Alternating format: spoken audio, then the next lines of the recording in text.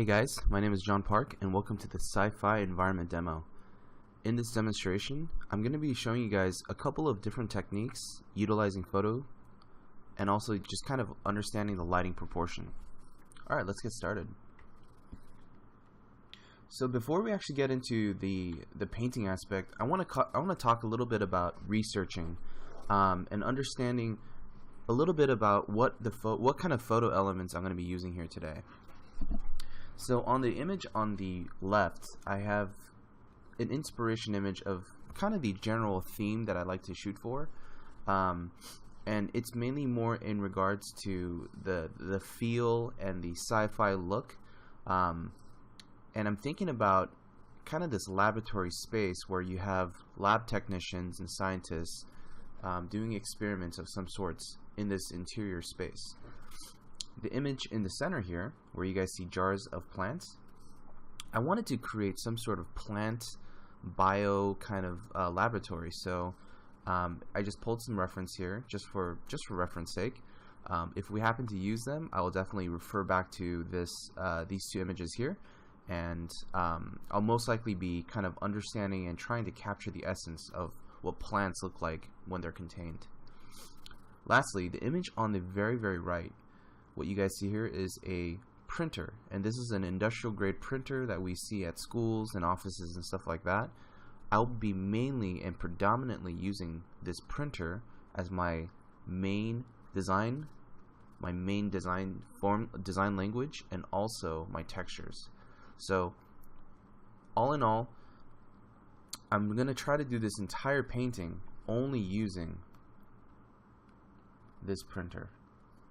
Okay, so the goal here today is showing you guys how to do some layouts using this photo as an inspiration or a start, and using the printer to really kind of understand how we can set dress and texturize some of these areas.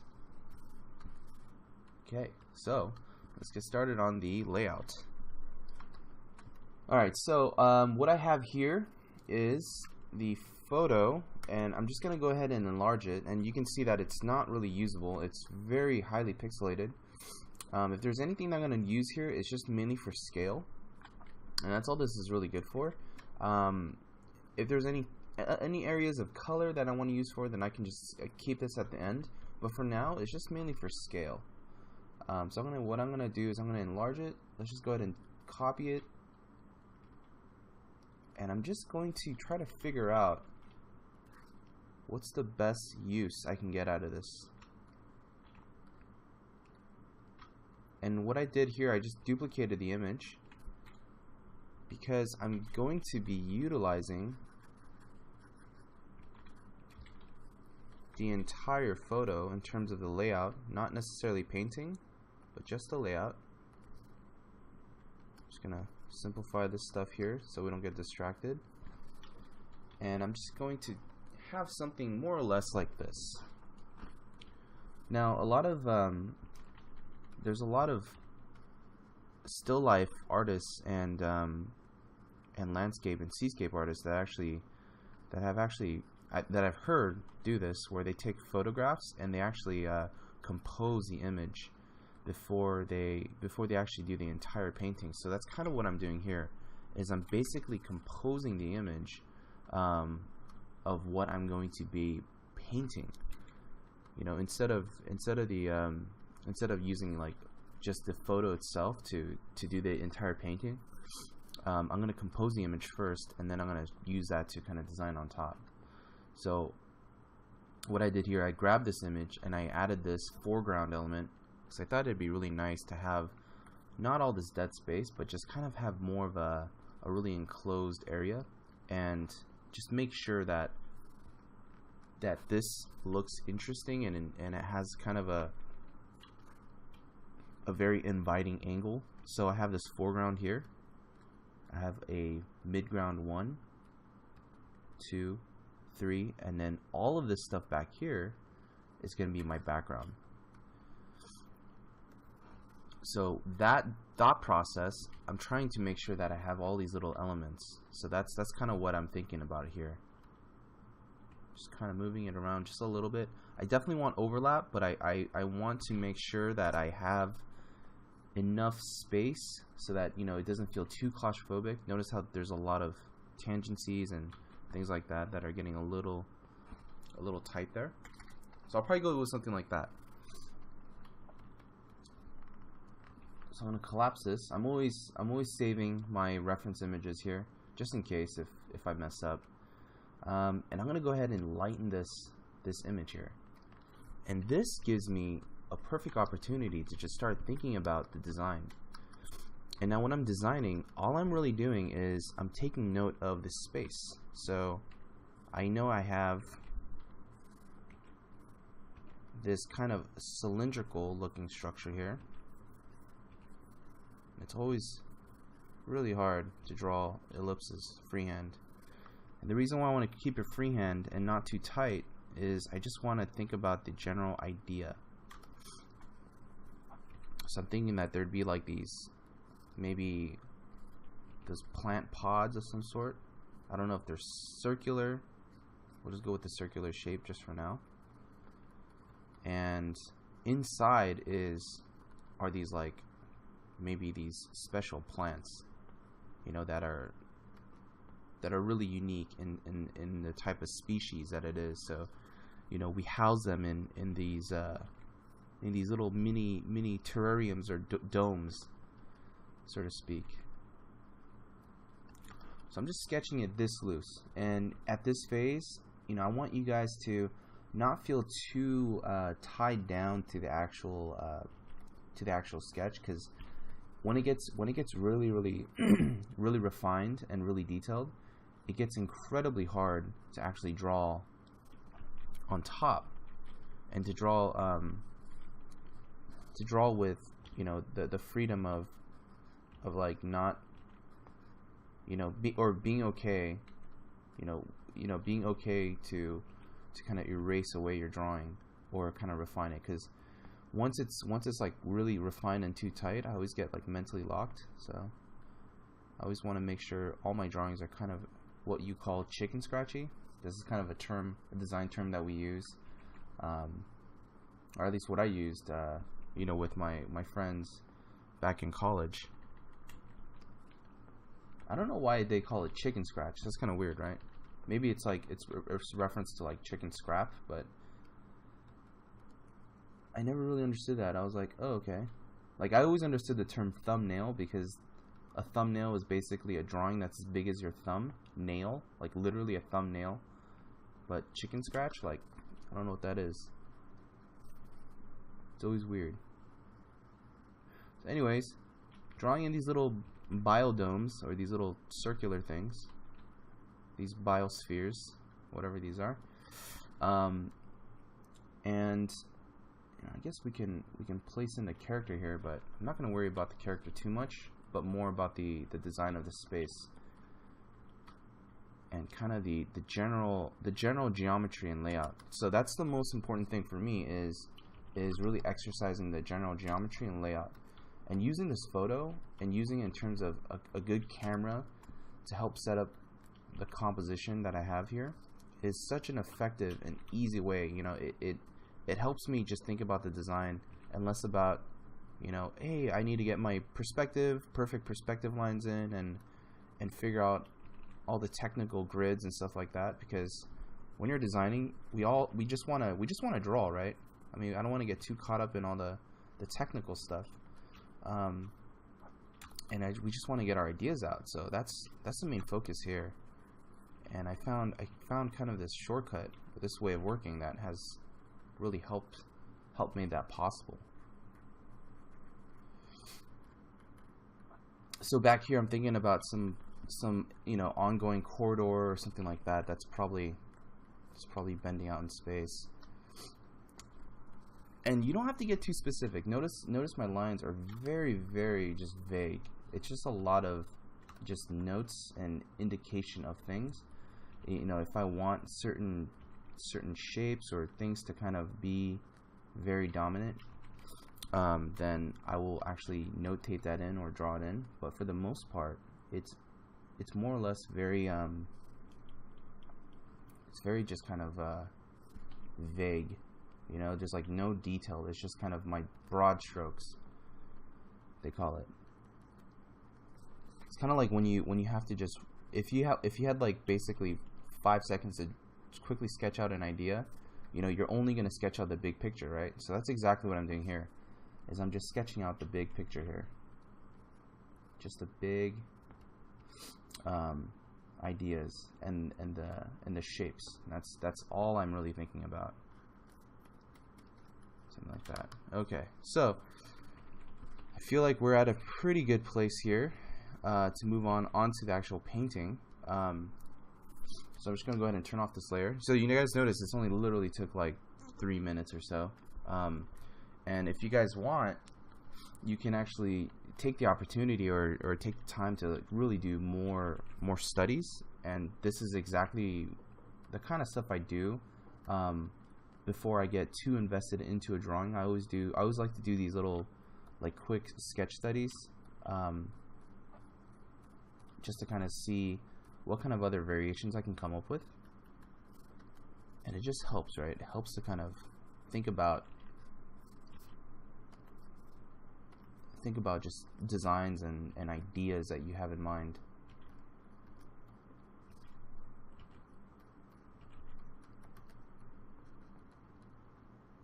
Maybe there's like another dome way back here, but we'll worry about all the details later.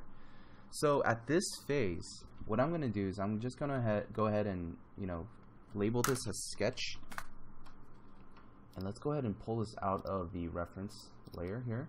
So I kind of grouped everything. And then on this sketch layer, I'm just going to go ahead and create a layer underneath.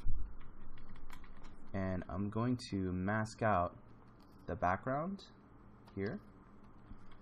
And I'm going to fill it in with a color. Fill this in with a blue. I'm going to mask out this other background here. I'm going to fill that with another color, say like a green of some sort, on another layer. Sorry. And I'm going to mask out the ground here. And it doesn't have to be perfect, just a general shape with a yellow to indicate our ground. Right, our simple ground plane. And then I'm gonna go ahead and mask out the foreground, which is this like little dome-like shape with a red. Go ahead and use our brush here. Bring up my brush settings just to turn it. I typically, when I paint, I like to just kind of paint with my tool brush presets, because it helps me to just think about, you know, like so that way I don't have to fuss with all the technical brush angles. When you get more into the illustrative quality, like the brush economy and the brush strokes, that's a good time to really focus on kind of the aesthetic of the brushes. But for the most part, when I'm just painting stuff, I just want to make sure that it just has a legible look to it. So just simple brushes, simple stuff like that. So this is kind of what you're going to end up seeing more and more as I continue to just separate my drawing into color-coded elements. And the reason why I'm color-coding them is so that, one, as I'm painting them, it's an easy way for me to make these selections, and two, it's just really easy for me to implement, you know, the photo textures. And that's the biggest payoff here, by using these color-coded masks. Because the last thing I want to do is go in there and lasso out all the elements. That's just going to be so painful, right? So I just want to make sure that I can get most of the general shape in these little color-coded boxes.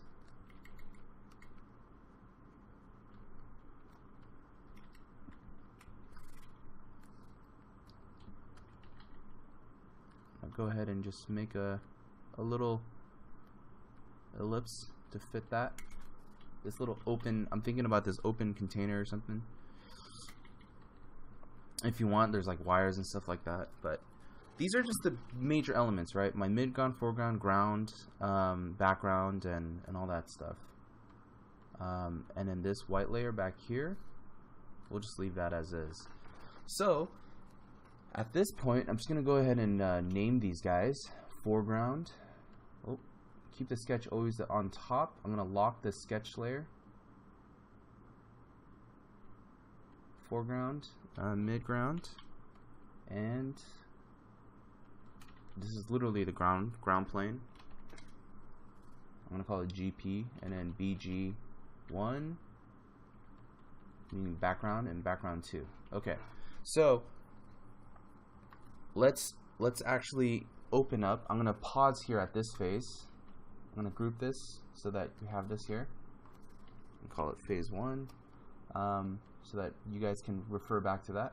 But I'm going to pause this and actually go back to my photo reference here.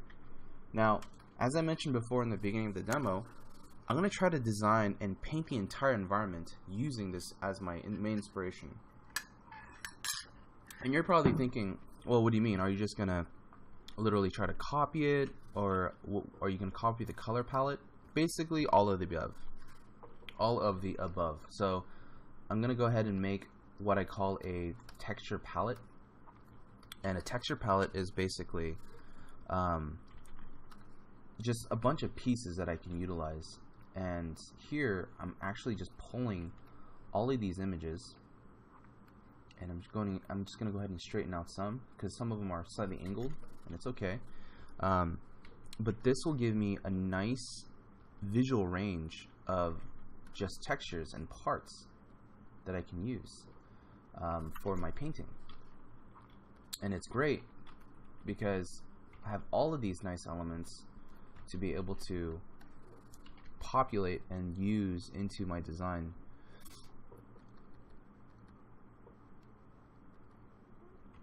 I have this part here, and then just anything you want to single out. It can be as detailed as a little bolt, but that's essentially what I'm kind of doing here.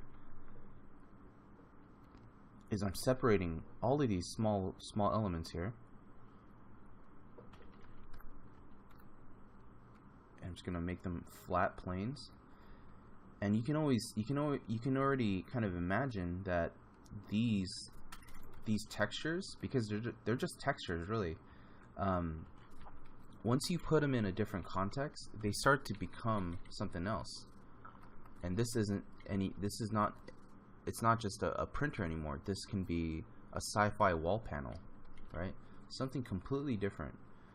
Especially when we start to change the orientation of how this is used and how it's seen. So that's what we're doing here. And I'm going to get even as specific as these little cartridges on the side that spit out the paper. And this will make for really nice details. Even this element here on the side. And it's funny because I've already probably pulled this out, but when it's isolated, it starts to become its own piece. And I'm just going to go ahead and flip it and see if I see anything else by doing this.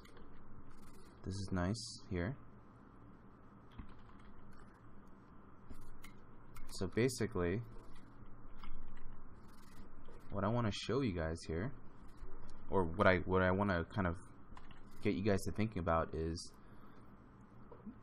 being creative with your photo reference. That's always been a trick for me, because I'm always online trying to look for like the perfect photo or the perfect, perfect color or perfect reference, and it's almost virtually impossible unless you went out and you took a photo yourself and you know exactly what you're trying to design or draw or illustrate.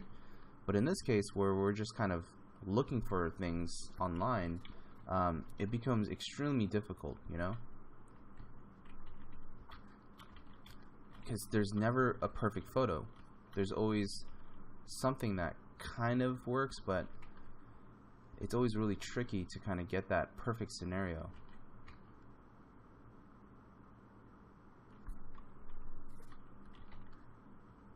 and I end up spending like way too many hours just on the internet trying to look for that perfect image to help answer all my problems.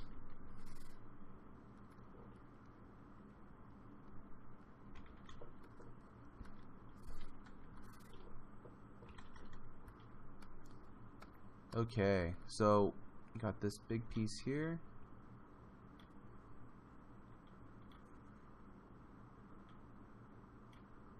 Okay, cool.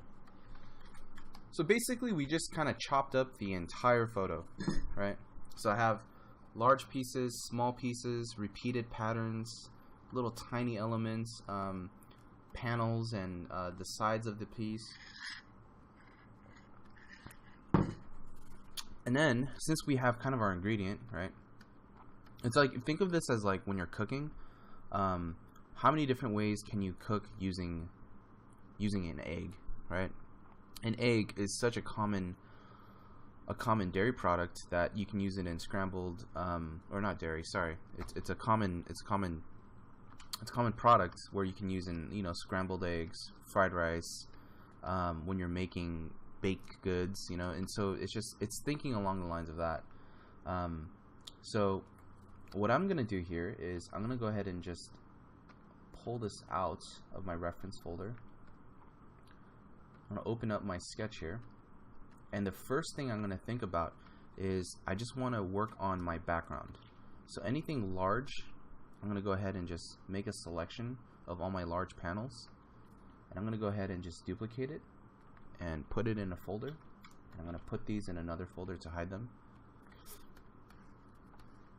And I'm just gonna go ahead and just start using this.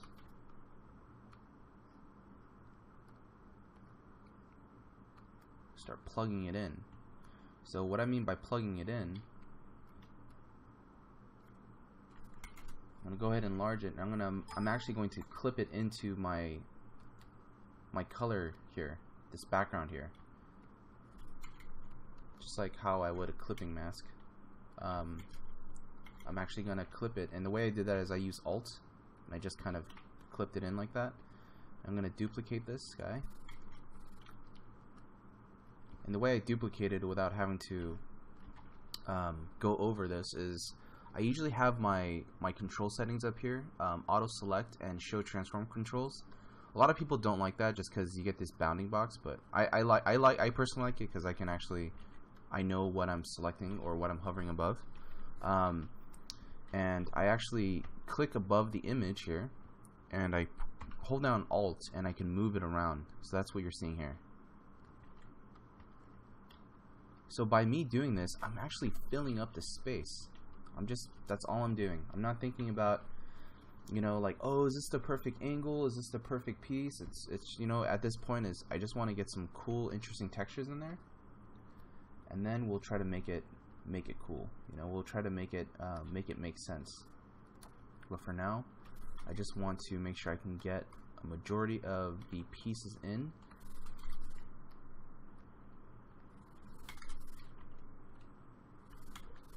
And we're not even thinking about lighting or anything. We're gonna worry about the design first, and we're gonna light it afterwards. But for now, let's just get all the elements in.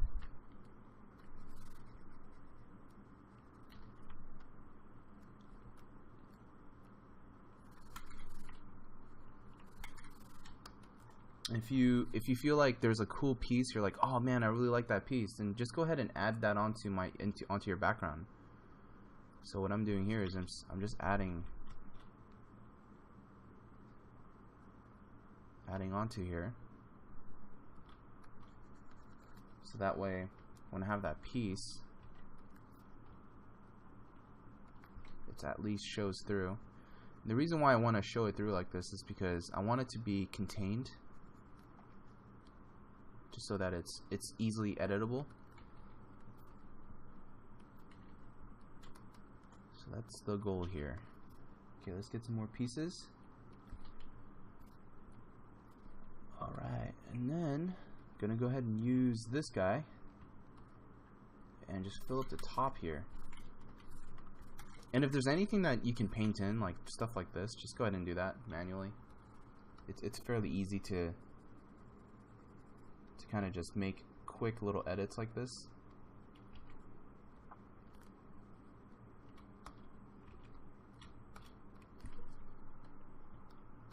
But that, for the most part, is my background.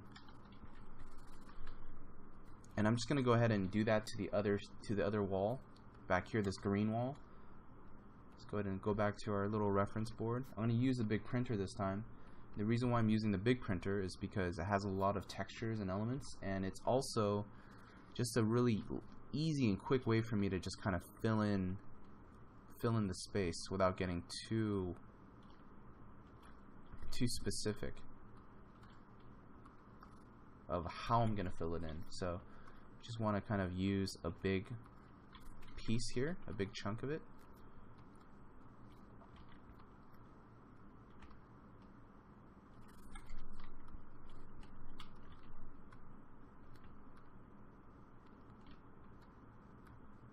And I'm gonna make it small at first just so I can get that sense of scale.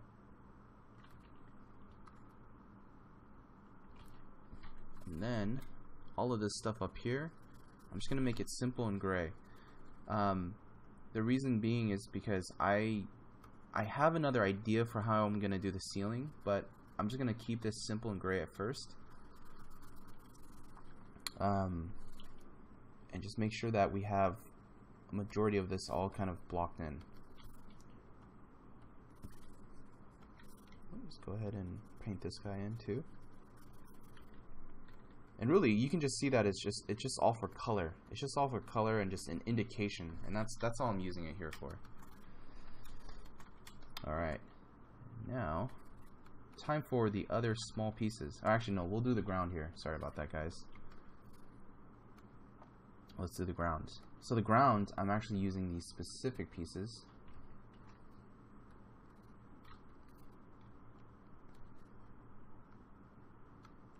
I'm thinking about. This is great for just big broad areas, and you can see here I'm actually just duplicating. So what I do is I just grab this and press Alt and I duplicate the ground here. Now you're gonna get this funky pattern here. Notice there's like a stripe. So in order to avoid that, you gotta do one of two things. You gotta get rid of this black mark, or you gotta just get rid of the white mark here, the white value. So I just used darken, and I'm just kind of painting this side in. And the reason, the way I'm doing it is I'm just getting a soft brush, and I'm just trying to match it in as close as I can.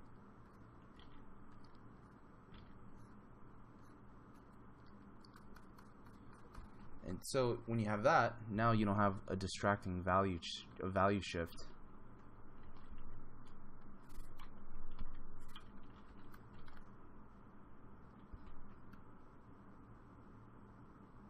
So I think that's pretty good enough in terms of size. I'm going to go ahead and drop that in.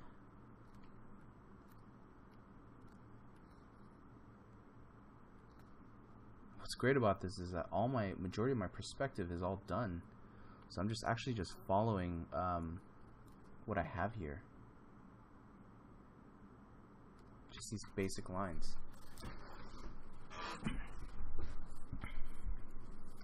Now I have this really cool texture here that I'm probably going to use. I was going to use it on the ground, but I think I might want to use this guy here. Probably just on the back ends here, just to help break it up a little bit. Just give a little bit of variety. And that's what makes sci-fi interiors, or a lot of these complexes, look really interesting. Is there's a lot of equipment and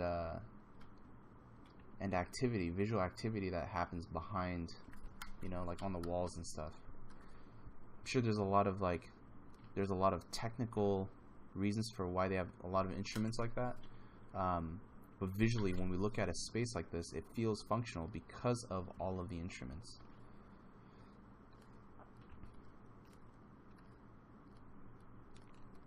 So you can see we literally designed this entire ground, this entire space, using a printer. And now you can see remnants of the printer, but when you first look at this, you're not going to think, oh, printer, right? You're going to think, oh, this kind of weird NASA sci-fi looking space. And that's exactly that kind of impression that I want to create for the viewer.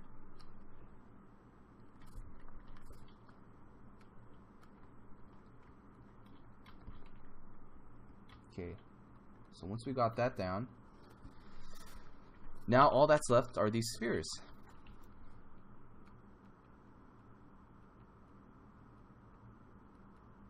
Okay, so we started with this, just kind of looking here, and now we filled in all the walls and ground, and all we have to do is now fill in the spheres, our main props.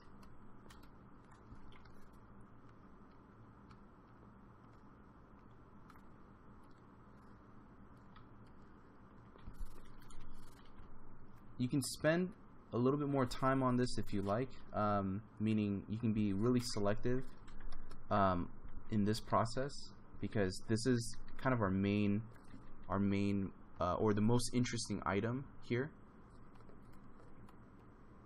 So, you know, in this case, you know, I'm not just gonna, what I don't want to do is I don't want to just kind of, you know, just do this and just fill the entire thing.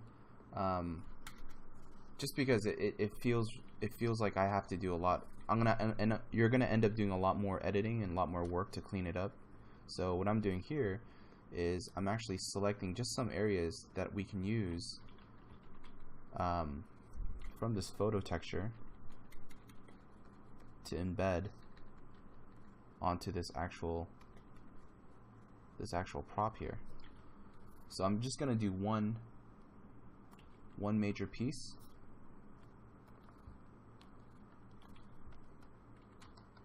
Put a black dark background here so I can see the pieces.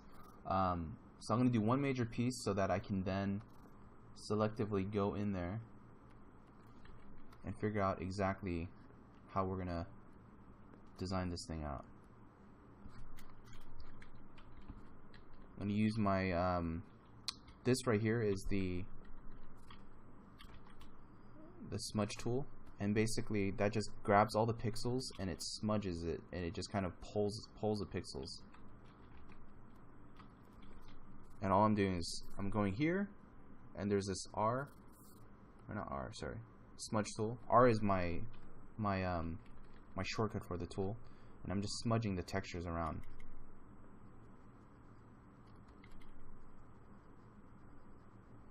Doing some painting. But notice how none of this is lit. It's just all value. Because when you're doing lighting, especially on something complex like this, I want to avoid any lighting while dealing with a very complex design object. Because it makes it easier for me to really just think about the design that I'm doing here, and then think about the lighting scenario. Because if you're doing everything simultaneously, it becomes double the work, and it becomes really hard. You know, just you're thinking about a lot of things.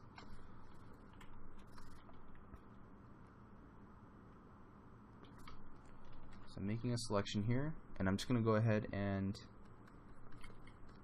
just kind of give this a slight gradation, just to give it a little bit of form.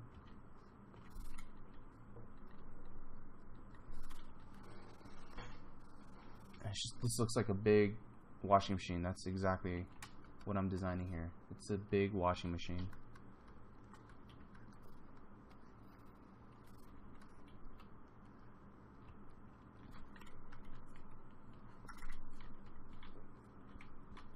Feel free to write down any questions you guys have. I know that's a silly thing to ask, because you guys might be watching this, you know, and it might be something you downloaded a long time ago. But feel free to ask me any questions. Write it down and shoot me an email. You know, I'd love to hear your guys' thoughts, any problems you guys might have ran into, because I know this might be a slightly new process for some of you, and others you guys might have already done this before. But let me know if there's anything you guys ran into that you guys had issues with.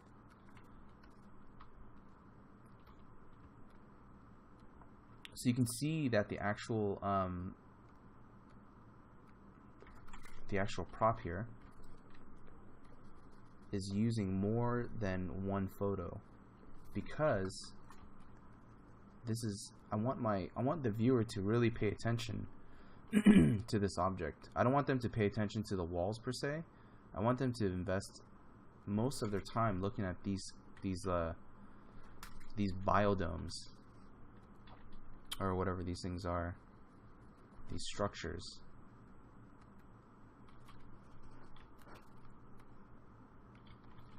Because it's really about these contraptions, right? These things. Alright. Now I'm going to go to my main reference.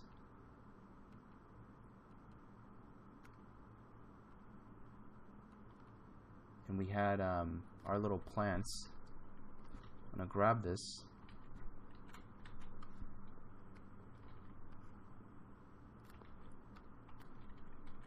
And I'm going to use this actually to kind of fill in. The way I'm going to do this is I definitely want to make this into a sphere, and the way I'm going to do that is I'm going to warp this, but I'm going to go up here. If you guys see this, there's a customs button. I'm going to customize it, and I'm just going to try to inflate it, and by inflating, it's going to give me a nice round, or more of a circular kind of look. And you can actually inflate the height.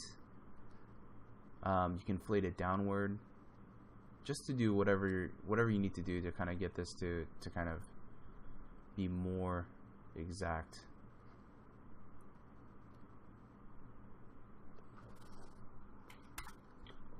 So you can guys see the before and after. So this gives me like a perfect circle, right? Little quick way to kind of get that read, or that sphere. If there's anything I need to do to clean it up, I'm just going to go ahead and make a selection around it and just kind of paint in anything that I'm missing.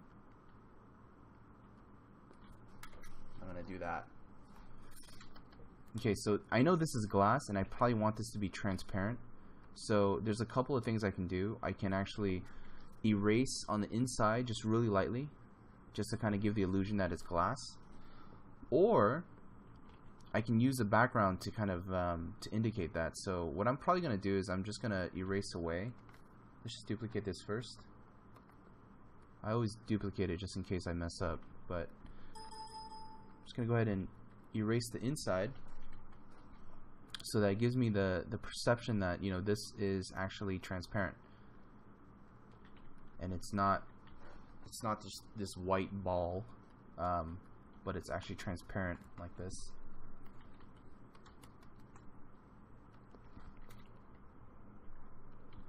Okay, let's go back to our master file here.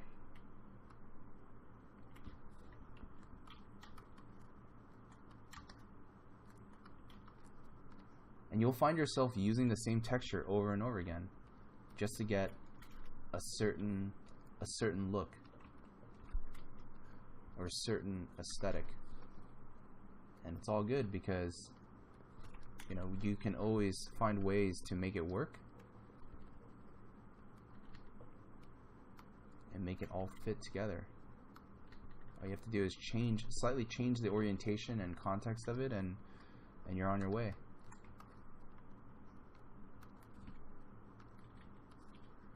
Use this dark piece here, and I think this is going to be great, actually, probably for the ground, now that I look at it. And the ground meaning just just these paths, or maybe where they have like power or something like that on the ground here.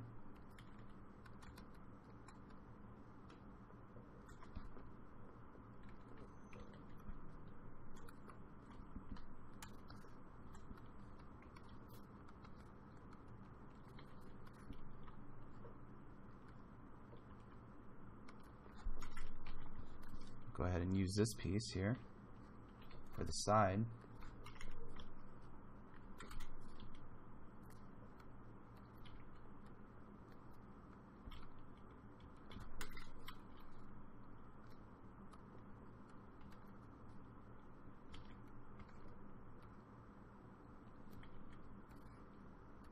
Now this workflow that I'm showing you guys here, it's not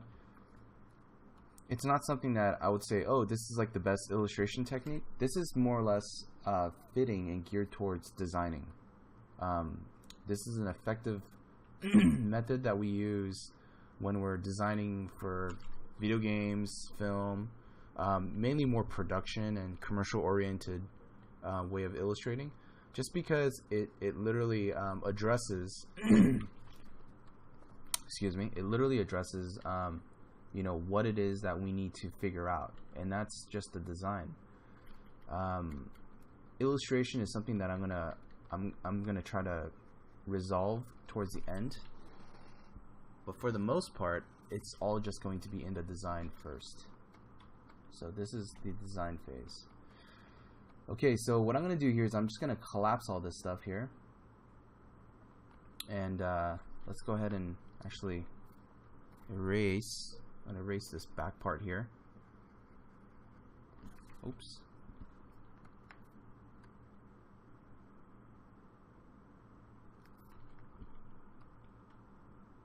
I'm going to go ahead and collapse.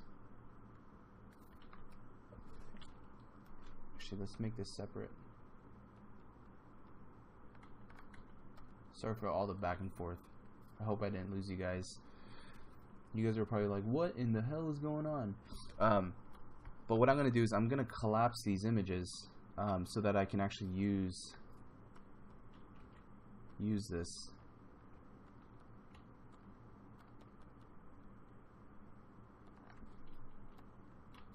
So that it's one big piece. You guys see that? And the reason why I want to do that is so that I can actually duplicate it and use it on the other side. So I'm actually going to duplicate this image and just move it right back here to this one, so I don't have to repaint it.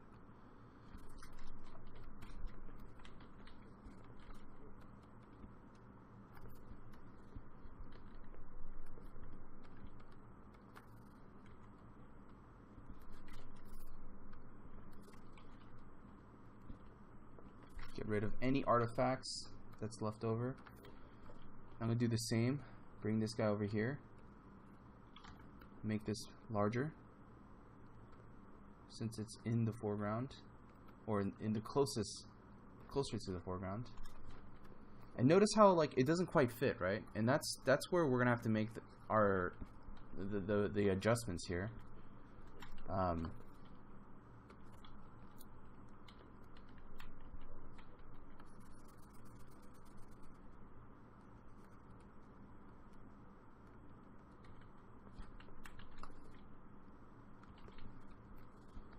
It's interesting how in the beginning, as we painted this, it's so quick, but notice how it ends up slowing down just a bit, right? And that's kind of the give and take in this technique. Is that, you know, it's fast initially and it really slows down afterwards. Just because there's a lot of pieces that we have to deal with, and to get it to work exactly the way you want needs a little bit more attention to detail.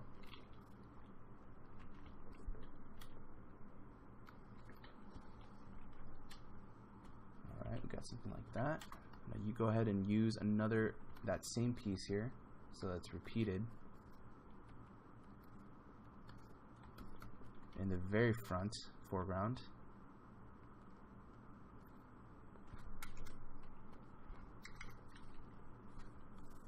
You can measure this out if you like using perspective lines, but I'm just gonna kind of quickly eyeball it just so we can get this thing in.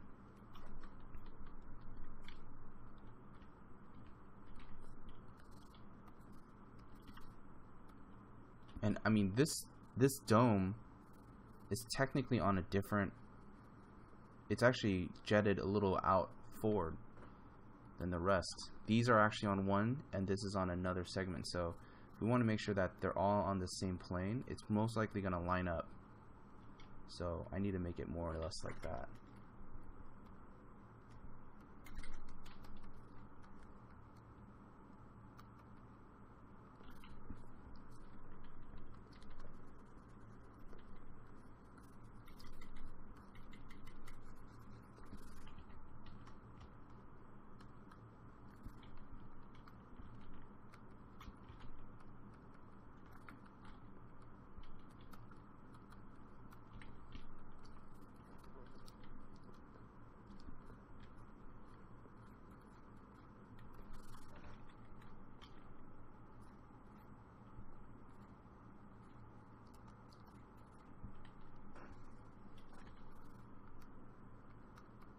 Okay, so we got that piece figured out, and I'm gonna go ahead and duplicate it for our foreground here.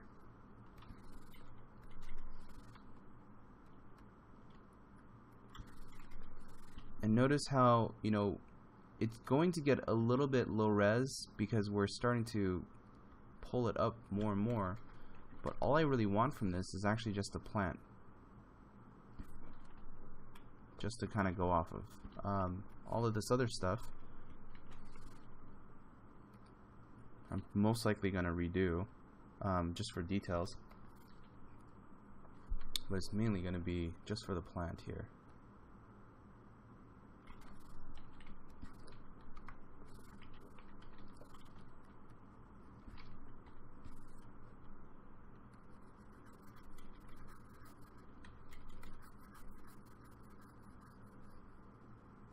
Okay, so now we got our foreground, midground, and background. And we're just going to go ahead and let me just fix this last bit right here.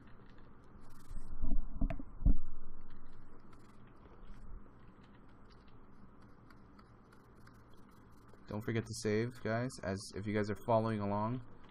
Last thing you want is your painting to erase on you. It's happened before.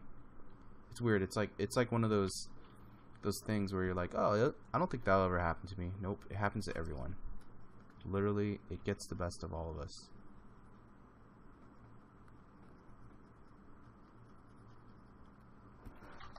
Okay, so we got that. I'm gonna turn off my sketch here, and this is what we got, right? A very clean printer-made lab. And notice how there's a lot of areas that feel slightly unresolved. You're like, there's nothing really there. I don't know about this stuff, you know, like, you know, we got to make it look more interesting. And this is where you'll figure out as we start to resolve this space exactly what we need to do to make a lot of this stuff come together. So now I want to talk a little bit about the lighting, because since we have a sketch, we have a lot more information in the sketch, indicating kind of pipes and stuff like that. But the lighting scenario, that's something that I'd like to kind of think about. And what we can do here is we can grab the image here, and just to kind of do a quick study, I grabbed the image and I pulled it down here from us, and these are just quick exercises that can help you out. And all I'm doing here is just I copy merged everything, I duplicated the image, and what we're gonna do is just do little quick studies to figure out exactly how we want our lighting scenario. And these don't have to be pretty, they just have to kind of communicate the basic idea.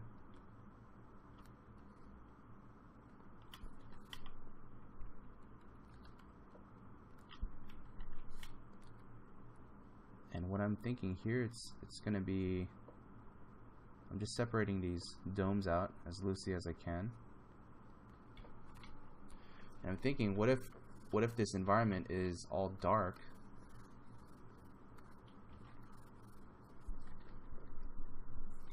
And the light scenario actually comes from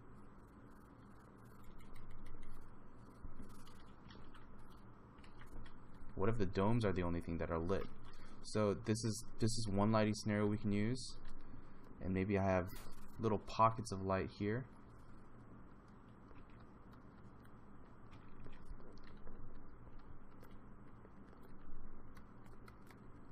That kind of give us the perception of this kind of more mysterious, dark looking environment, right? It's like lab kind of looking environment here. We're gonna have like all these little shiny reflections. This is one scenario we can go with.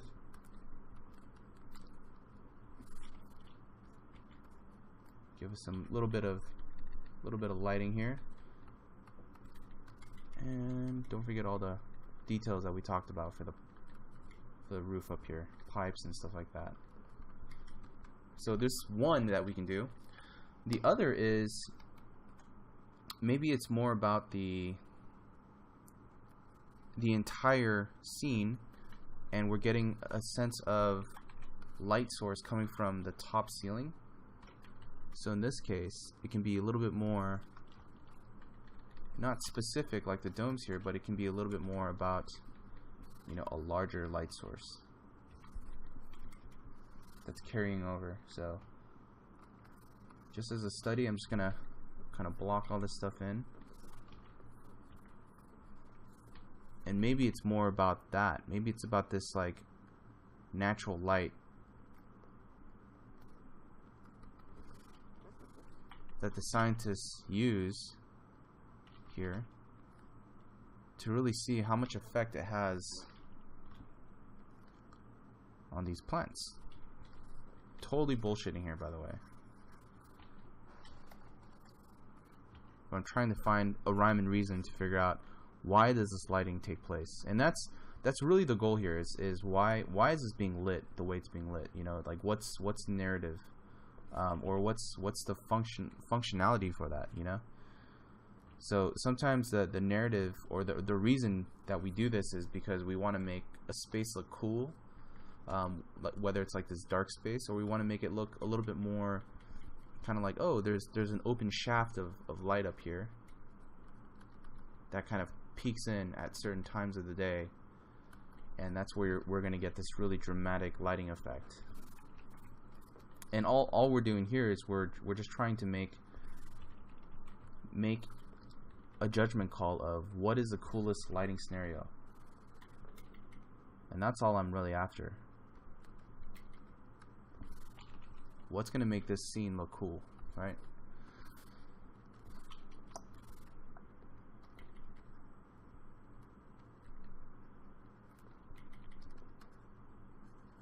Get some nice shadows and stuff in here.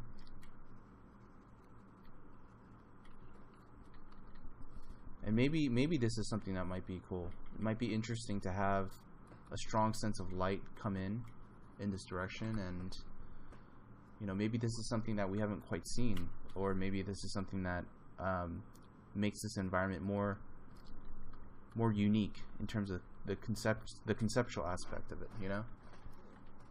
And you always want to look at it as a thumbnail and kind of see what works for you the best. And notice how this one here, it's more evenly lit, just because we got these major elements. We have we have 1, 2, 3, 4, and it's all as a thumbnail. When you look at this stuff, and I want you guys to pay attention to this part, is notice how there's graphically, if you squint your eyes, it's all lit here.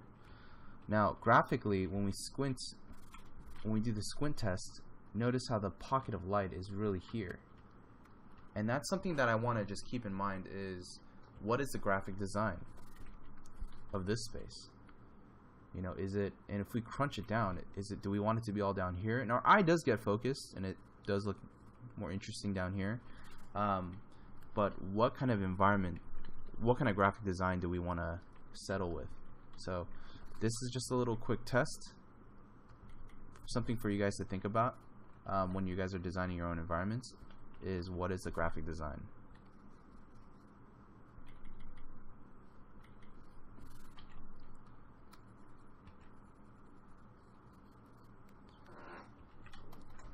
Okay, so I'll probably go with more of this scene. It just looks more interesting. Just has a cooler look to it too.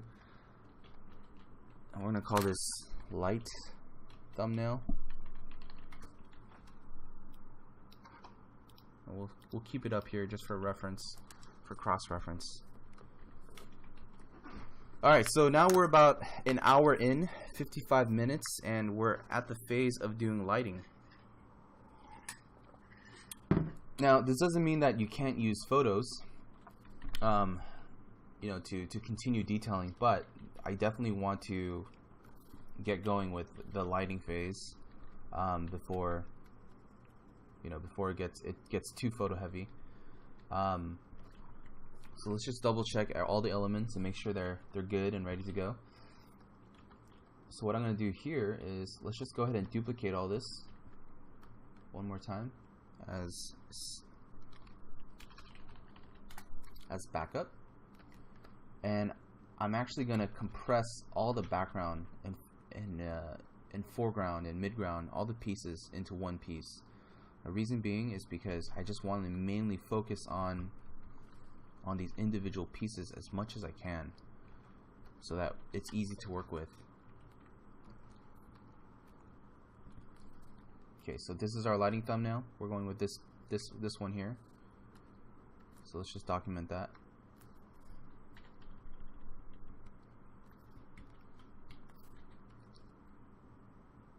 And even if you want, we can pull this off to the side here, and you can turn it on and off periodically. I'll color code this to green so that I know it's my thumbnail. So I know for a fact that there's a large shaft of light that we're gonna have here, and I can use a color, like let's say if we want the light to be warm, then I'm probably gonna go with a little bit of a darker, more neutral color for this.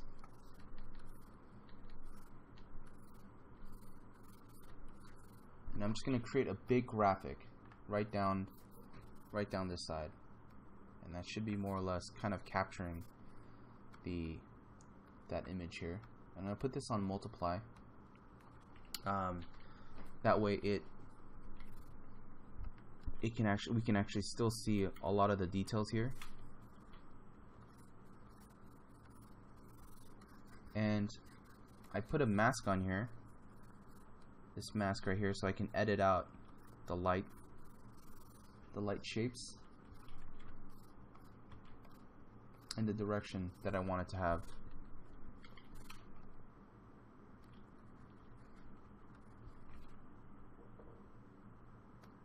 Actually, what I'm going to do here,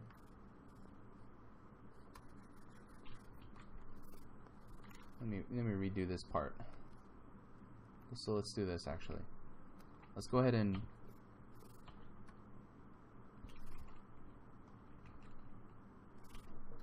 I'm going to paint bucket this entire thing and put this on multiply. And I'm going to paint in my light source. That probably makes a lot more sense.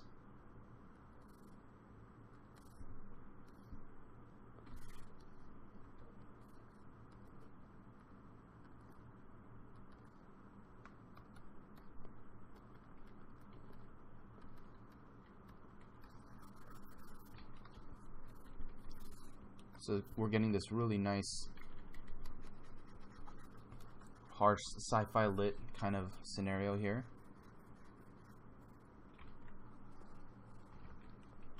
And this right here is getting just a little bit of bounce light. Maybe just a little bit more shadow here.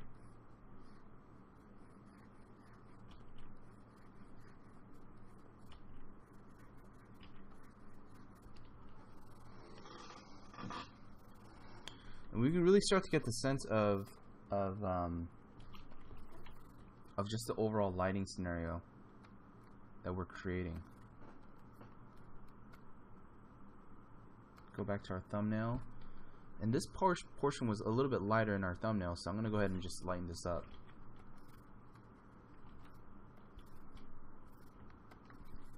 And I'm using the masks of my own pieces here, just to really control this thing. Just to control the edges. And that's very important for me.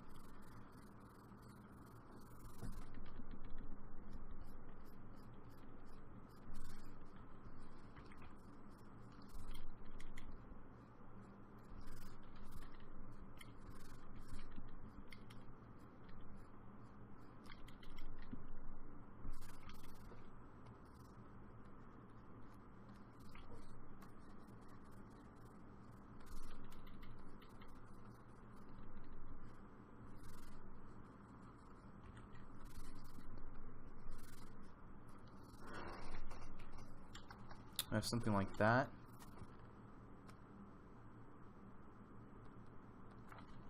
I got this piece here. It's most likely going to be darker.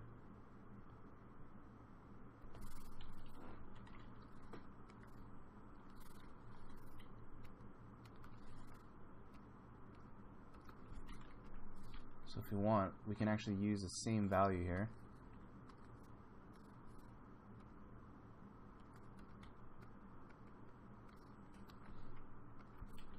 Put this guy on multiply. And I'm just going to darken it just a little bit more because it's completely in the shadow here at this point, and we can get a little bit more, just indicate that it's getting a little bit of light.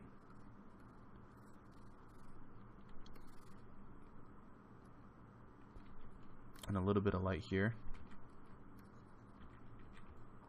But just enough, you know? Nothing too distracting.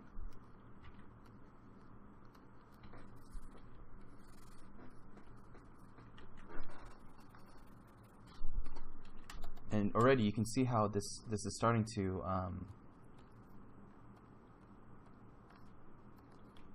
kind of come together.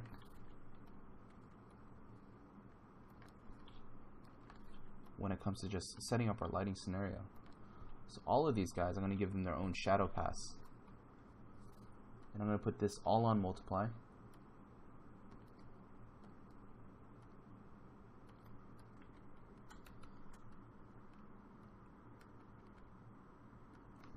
Put a mask on all of these guys. And it seems really tedious, you know, just because of the fact that we're literally controlling and painting all of these individually, but it gives us more control. It gives us a better sense of, you know, being able to edit these out.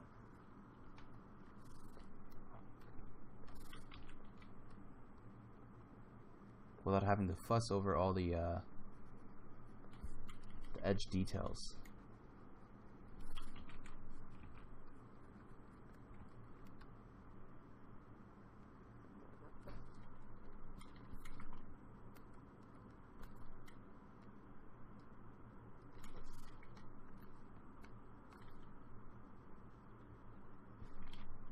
Now I can figure out, like, oh, you know, I'm gonna have the shadow come in and cast in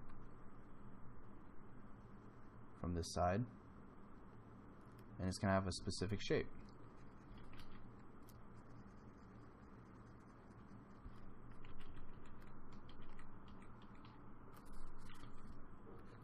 And this just allows for a really good sense of, you know, control when it comes to lighting.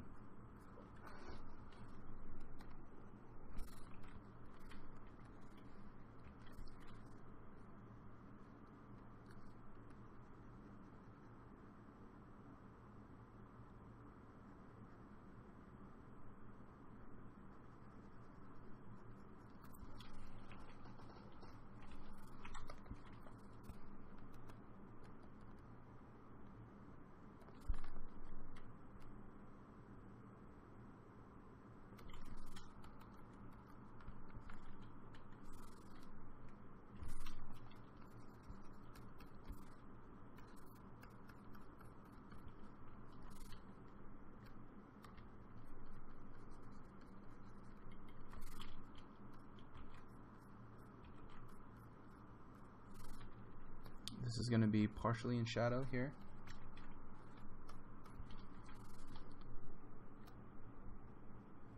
And that way I can go in here and just start cleaning the edges.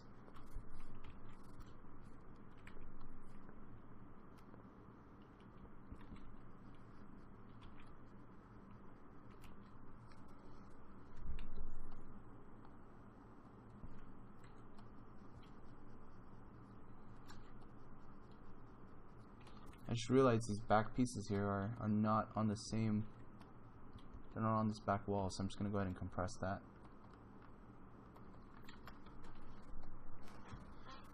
So now I'm just going to look at my thumbnail sketch and see if it's getting closer. It's getting relatively close to kind of what we're going after here. I think this can definitely have a little bit more more of a stronger light source.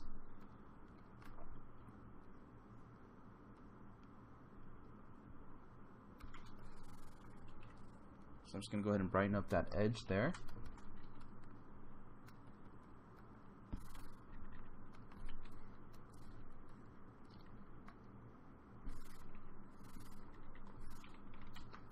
And then just want to double check and make sure we have all the pieces in the right area.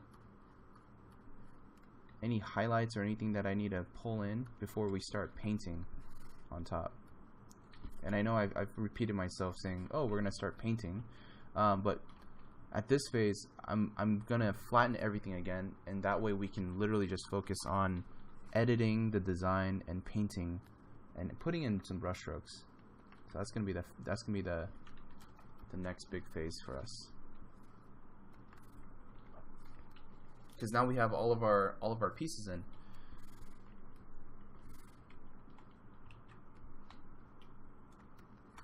And notice how the ceiling up here looks pretty boring, right? So gonna go ahead and use some more photo textures and elements here.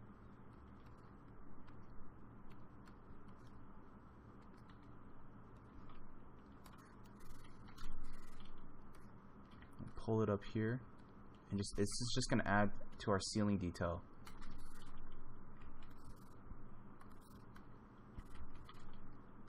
Just gonna duplicate it, shift it around, see if we can get some more interesting panels and movement going around. And maybe this is like a corridor that's turning. It's like turning in space away from us.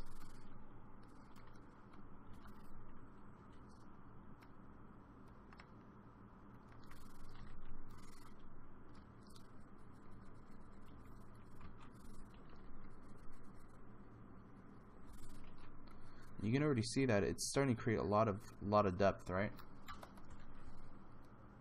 But what we can do here that can be very strategic, or it can create an interesting scenario, is I can say that there's sunlight that comes through all these little pockets of light, right?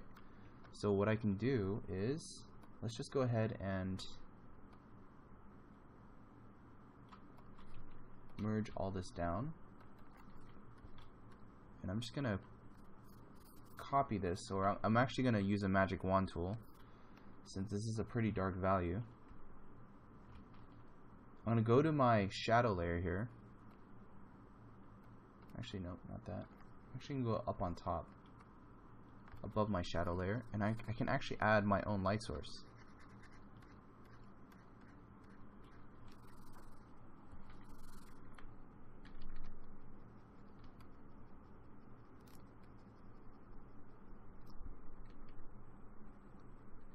And this will give me basically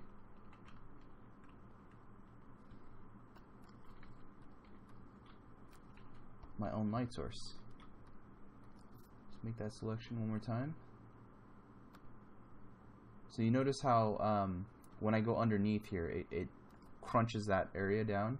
So I definitely want to go above, so I can add in my own light source here.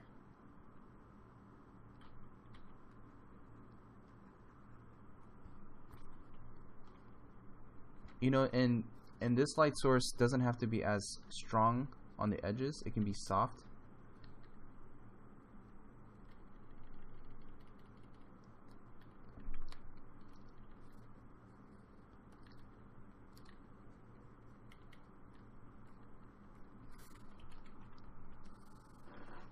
And all we're trying to do is we're trying to create the perception of depth, right? And just some interesting things happening back here. So remember how I was going to say, oh, we're going to come back to this and we're going to find a reason to utilize this image again. And that is going to be more in this area. I just want some frequency and noise way back here. I'll put this way in the back.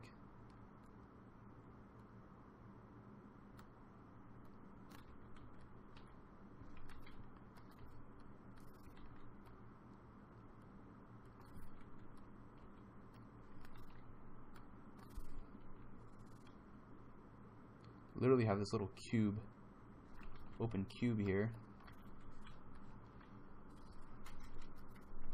And I'm just going to go ahead and copy this. We're going to put this way back here. And this is just going to act as just some distant detail. It's just something simple that we're just suggesting that, you know, it continues on way back here and that there's more things going on. And I can either go darker. If you go dark, you have to go very, very dark like that, just to keep that graphic design. You don't want it to be too competitive, or you have to go really, really bright to the point where it's literally just another light source. But notice how this square starts to compete, and it gets really distracting. So if that's bright, then everything else has to get, you know, that much darker. So what I'm going to do is I'm actually going to go ahead and try to give this a slight neutral color, slightly darker neutral color. That can give it just that atmosphere, that perception of distance, just the use of color and brightness. So I'm just going to do something like that.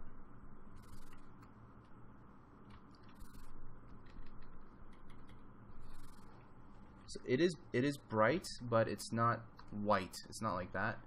It's just something to indicate that, oh, it's further back.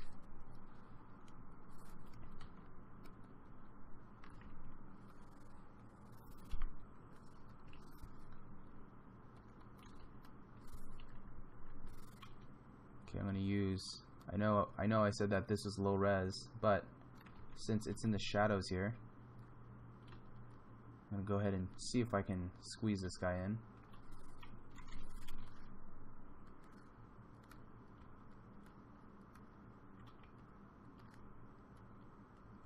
There's nothing cooler than pipes in a sci-fi environment. I don't know why, but it instantly makes things, you know, industrial and more interesting.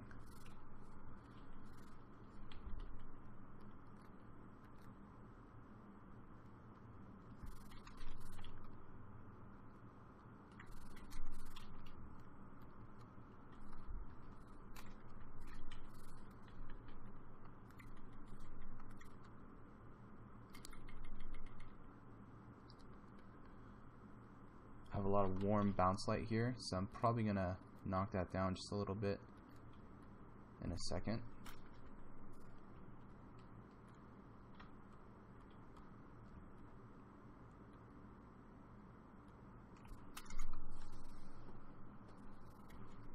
I want to see if I can create just a little bit of interest up there.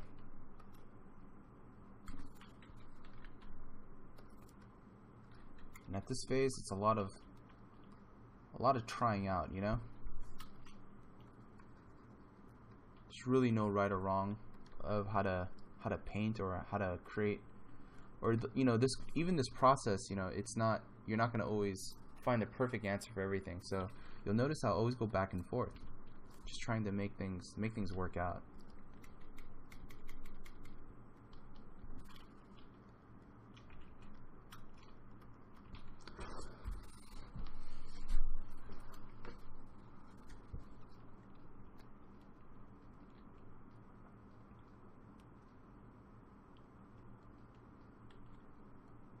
Okay, so what I'm going to do here is I'm actually going to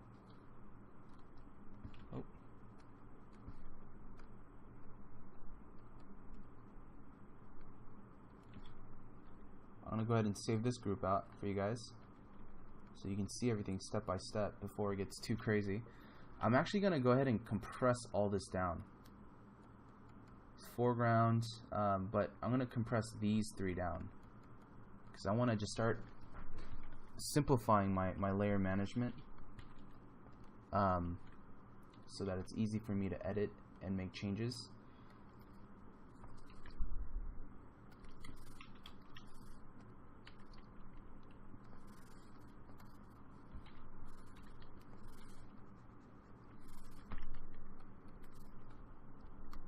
Now it's just painting and adding in detail, the fun stuff.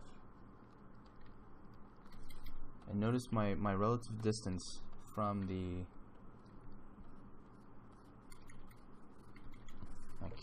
my canvas. I'm not zooming in like this just yet. You know, I want to keep things fairly distant before we get too crazy. And you know, there's a lot of textural brushes and stuff we can use to kind of bring that painterly vibe back. So I'm gonna start thinking about that. I'm gonna make an inverse selection here, just so I can start thinking about like cast shadows and stuff. You know, all of this stuff is gonna have a decent cast shadow.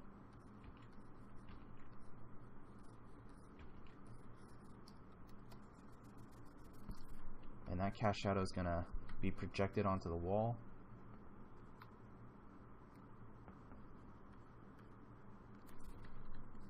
Just like so.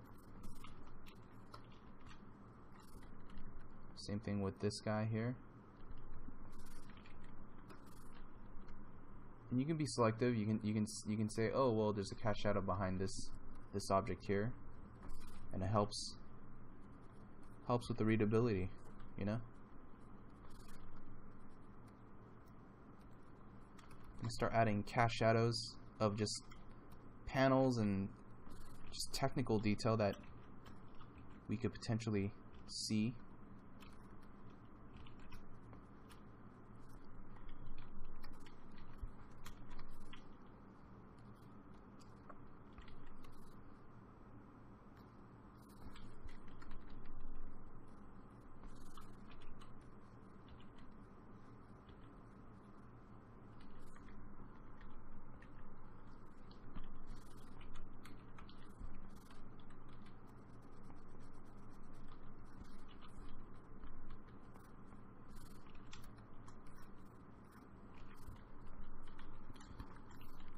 Background is strangely distracting, so I'm gonna probably add just some more things to kind of help break up that simplicity here.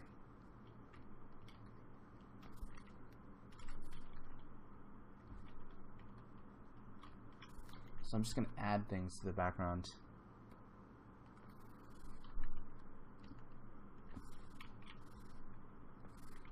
Put on darken, just to add some shapes and interests back here, even though it's like way in the distance. Go back to this guy here. Maybe we can pull some of these duct fans. I don't know if my terminology is correct, but and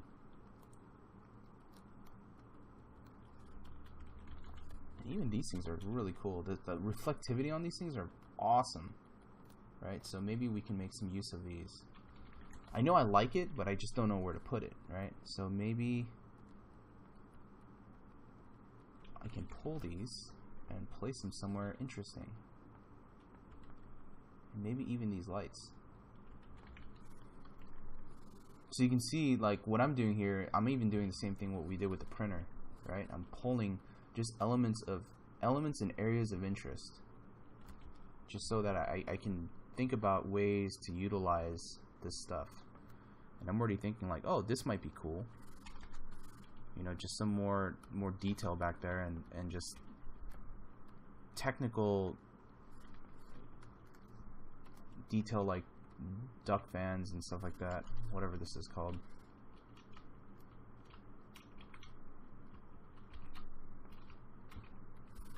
Some sort of air conditioning, ventilation unit.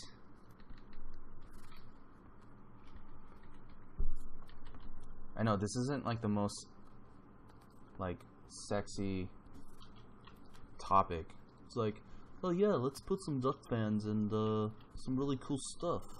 You know, it starts to get really nerdy. So if you guys are watching this demo, definitely take what I'm saying with a grain of salt, just because thematically, I mean, not everyone likes sci-fi, but I don't think everyone, I'm not going to speak for everyone, but I can't say that, you know, everyone's going to be a huge fan of like nerding out on like, you know, technical detail like brackets and stuff like that. It's very rare that I find people who love that stuff, and the ones that do are hardcore, industrial sci-fi designers, and those guys live and breathe it. At work, my the guys that I work with, they'll go crazy over some sort of industrial detail that they see in a construction video, and your average person is going to look at that and think that is the most boring shit in the world, because if you think about it, it's just everyday, like, man-made tools or man-made machinery being used. But when you're a designer, you start to appreciate some of those details, but even those details are very specific and very it's pretty nerdy. I'm not going to lie. I'm not going to sugarcoat it. And I find myself nerding out on those things, because when you look at it, you're like, oh my god, it can be this and that, and it starts to get really interesting if you're into that stuff. But for the most part, it's like meh.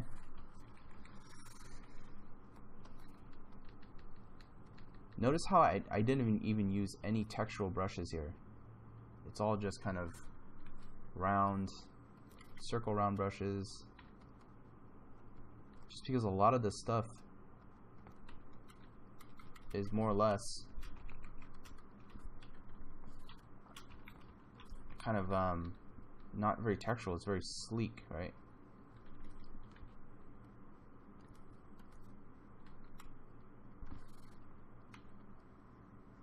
So I'm just adding in more details here.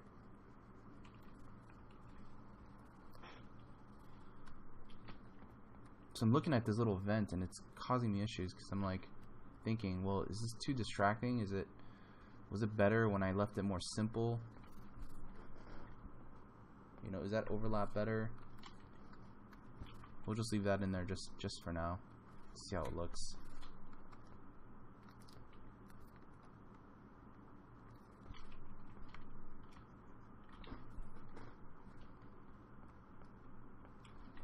And what's great about this is that since the overall painting for the shot is fairly monochromatic, meaning there's not much color, it allows me to really put in or suggest a lot of detail without getting too penalized for not having an accurate color.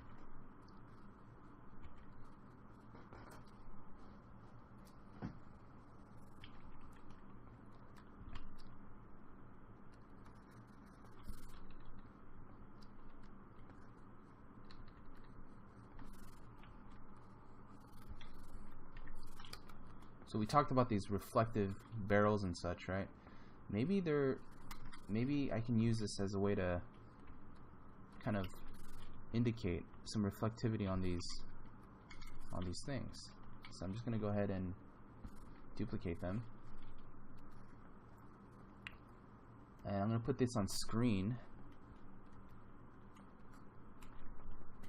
And I'm going to just crunch it down, and it gives me kind of this really nice faux reflectivity.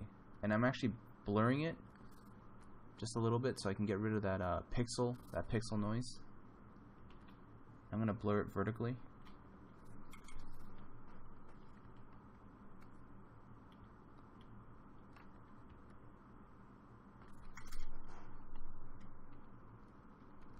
And here I can selectively go in and just crunch down any details that I don't need, or that I think is a little bit too distracting.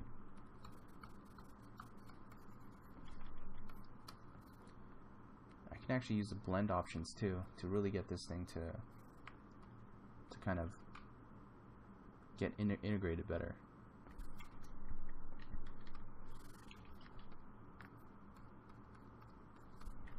But it just kind of gives you the perception of a little bit of detail, a little bit of noise here.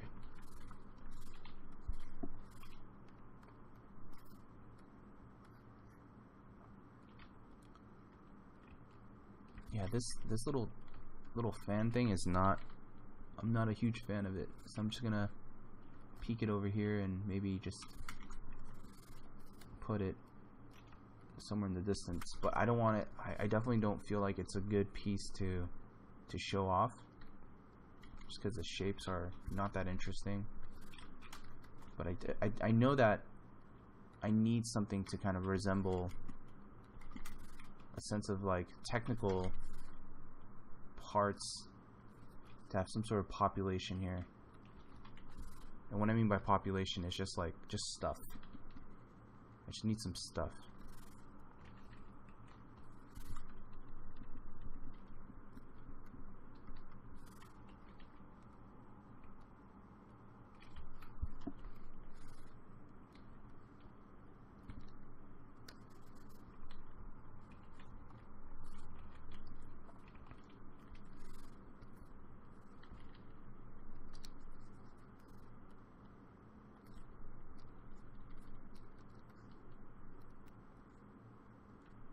Trying to add just a little bit of textural brush strokes.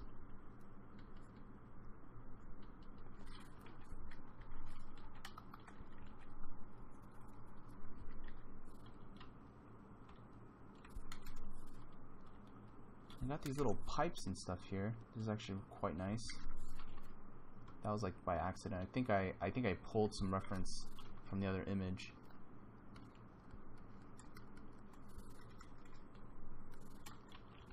This acts for really good detail that I can use.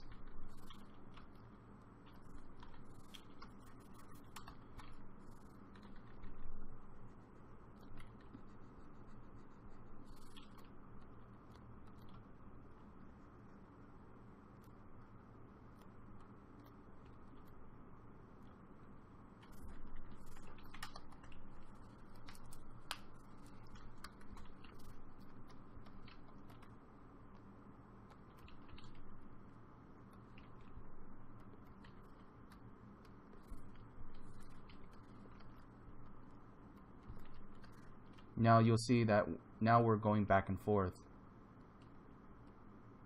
and actually utilizing some of the photo details here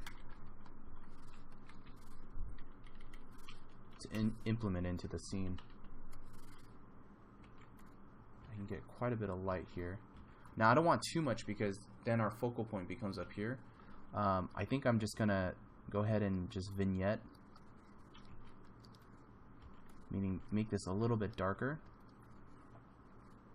I definitely want to say, oh yeah, there's a light source up here, but I don't want it to catch too much attention.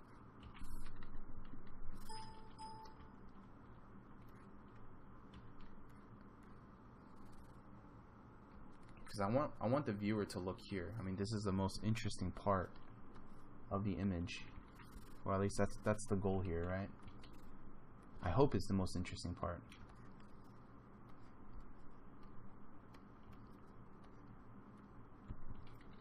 So since this is the main focal point, we have to do whatever we can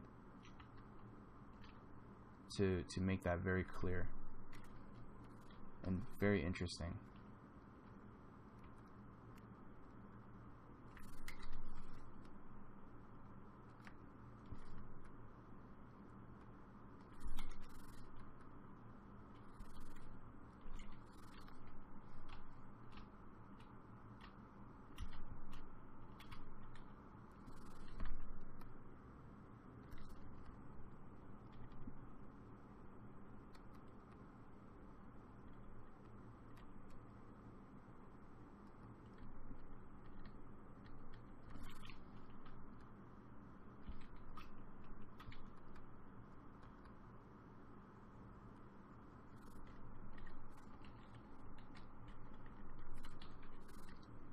You'll find that like sometimes it's better to just kind of simplify some areas for the readability, and also even to darken some areas just to get that nice graphic read.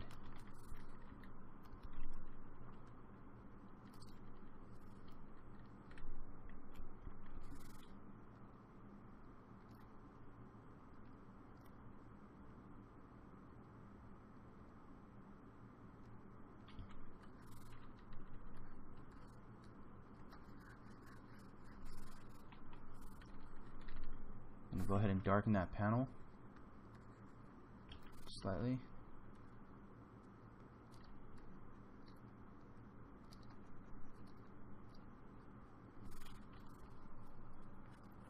Just so we can get another interesting surface there.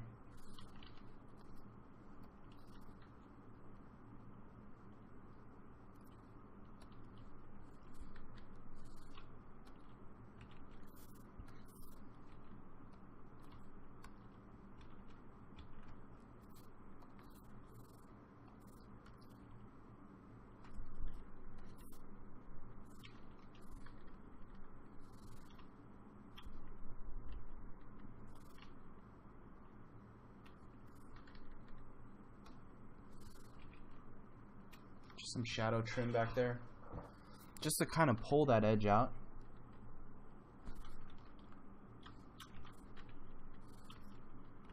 If we want to get more fancy, then we can actually start to pull these elements out, and it actually helps with the readability of these individualized spheres, these things.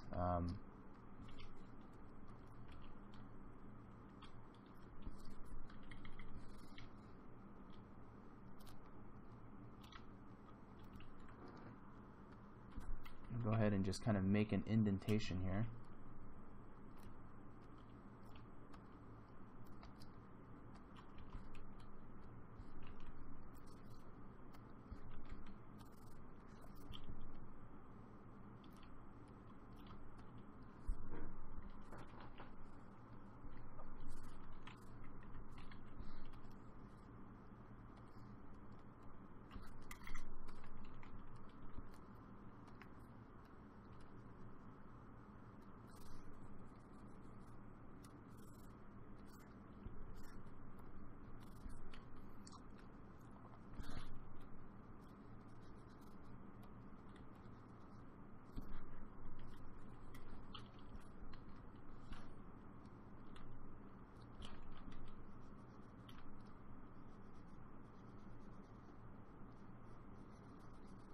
The shadow for this was slightly inaccurate, so I'm gonna go ahead and just kind of fix this.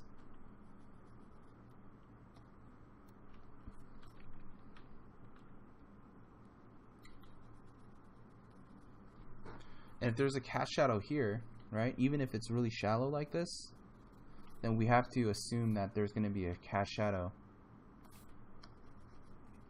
on this surface.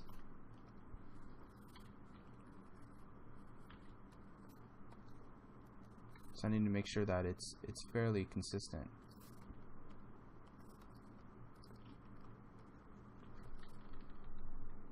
Otherwise, you know, the object itself is getting so much light, and if there's no shadow,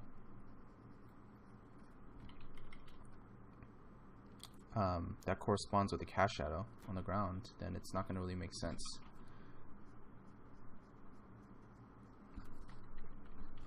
And that's the great thing about kind of going back and forth like this with your layer, is that you can be a little bit more accurate. And it's hard to be accurate in the very beginning, especially for me. I just find it to be, it's hard for me to make those really clear judgment calls, just because you don't know where you're going with, you don't know where the image is going to go, right? So for me, it's like, it's always kind of this back and forth.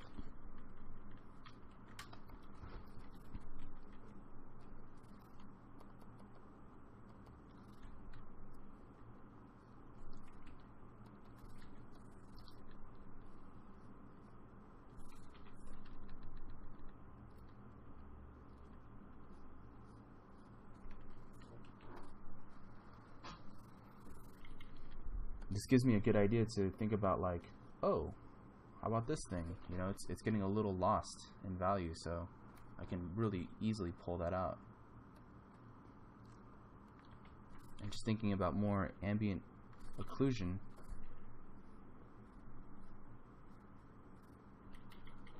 which is like a shadow on top of a shadow, right?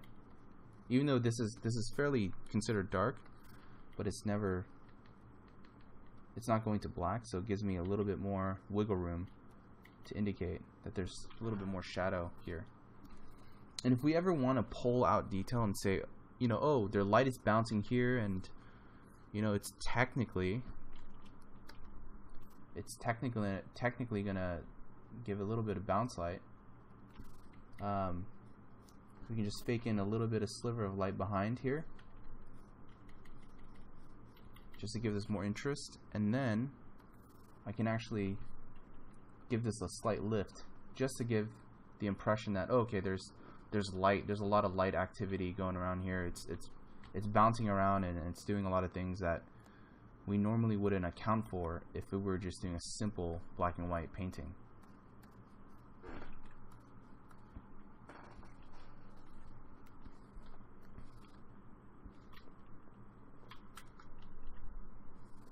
And I'm thinking about some sort of light source for those little objects. I feel that this is slightly off.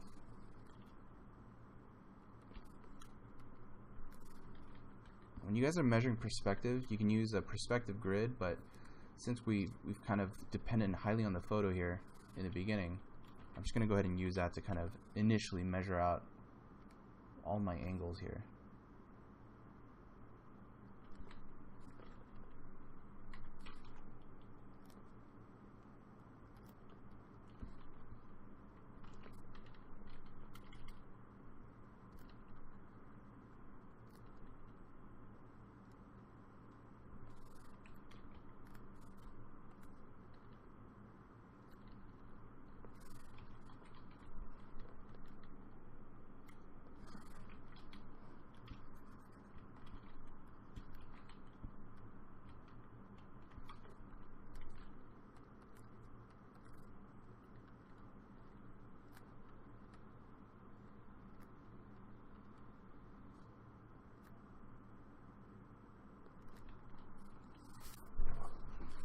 Alright.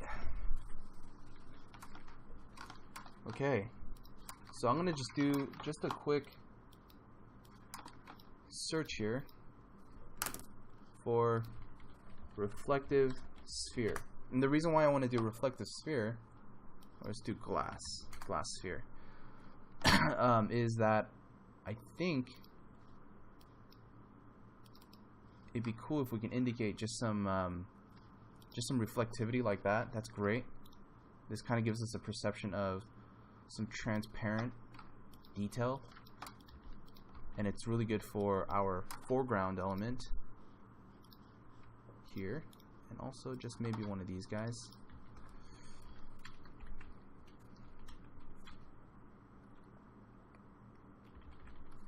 That way we can do some nice reflections.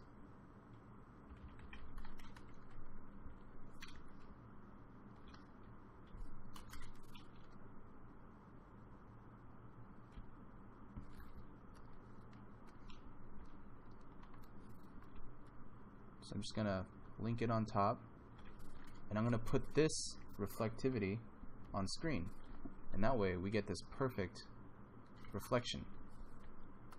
It's all kind of just automatically plugged in.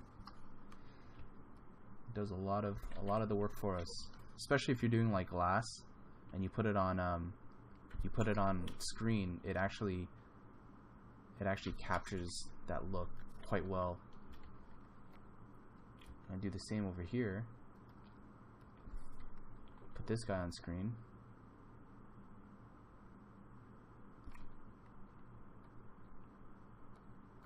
Notice how it's kind of lifting the values a little bit. So what I'm going to do here is I'm actually going to put this on lighten instead of screen.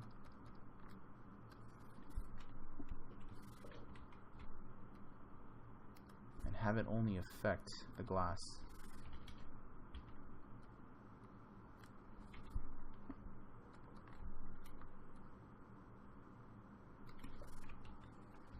It's kind of nice. This like slight glow to it. It kind of gives it the perception that this glass is fairly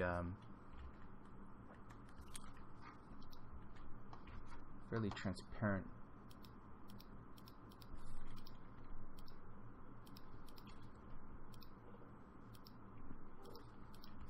Okay, just go back to our sketch here. I just want to double check.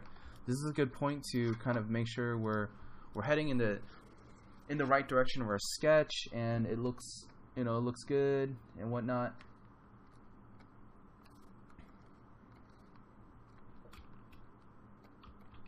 Go ahead and just keep this on one layer here.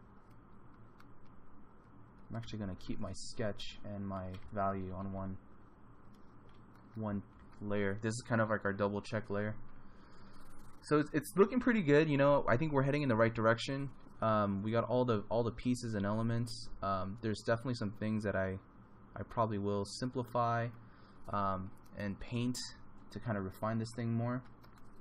But for the most part, it's getting there. I'm going to take out that bit here. It's a little distracting. I don't think that part really helped us out.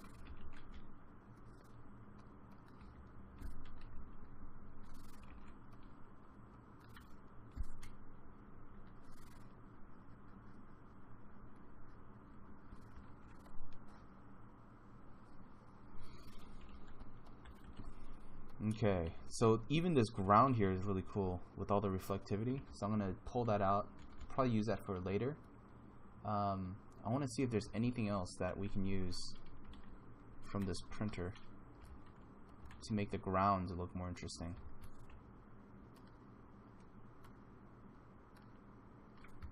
I definitely like this opening here. I think this is a really cool bit.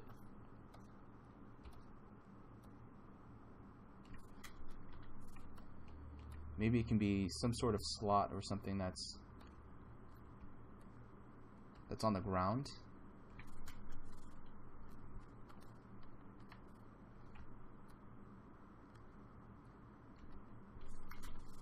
And a theory that I have is, obviously, there's a lot of limitations when you're using just one photo, but you start to find creative solutions of how to just make things work. And that's kind of the beauty of all this is, I'm trying to figure out, like, oh man, what do I put here? How do I make this look more interesting? And it's this constant back and forth that just makes, it kind of gets you to start thinking more creatively of how you can make this image better and better and better.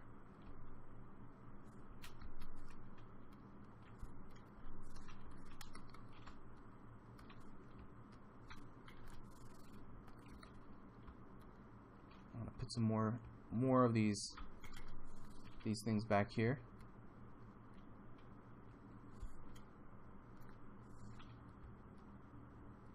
They're probably way in the distance. We're probably not going to really see them, but just to kind of help populate and give more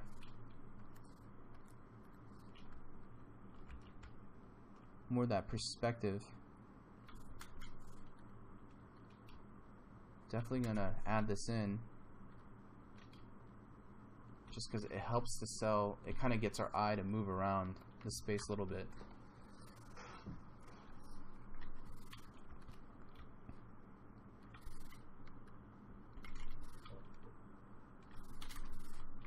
And back here, maybe there's some sort of ultra machine or something that has more of these capsules way back here.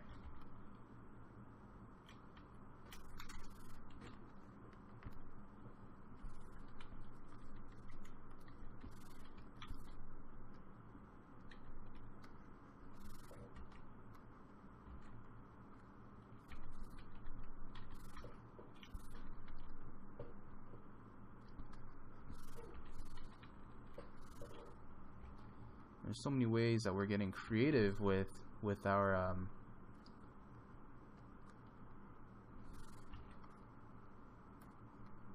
some of the brushes or some of the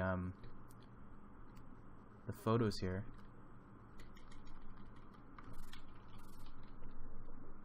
And our own paintings, like I'm just repeating and utilizing our own elements.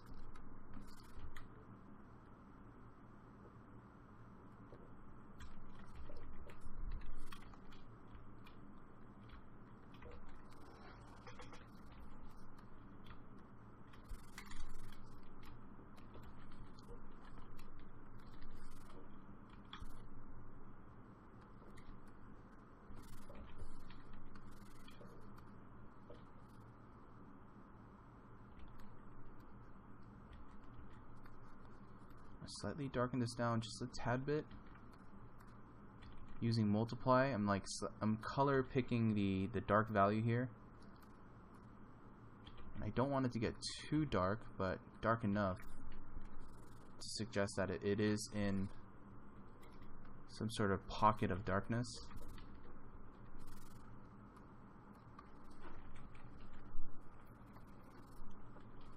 And I'm going to go ahead and add just some pockets of shadow here.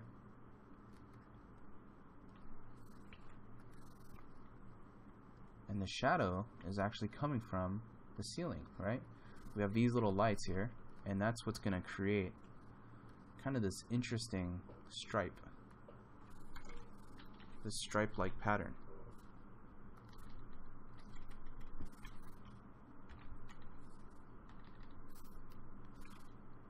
Let's make this slightly thinner. So you'll see that, you know, this demo, I mean, this is all live right now, that it's getting close to 2 hours, and you know, to do a painting like this, it's something that's very common in the industry, because you know, sometimes you have to turn things around really quickly, but this is you know, it's a good example of how effectively you can work by having just a simple formula like this. You know, I'm not saying this is like the best way to work, but it's effective in the sense that you can establish a quick concept.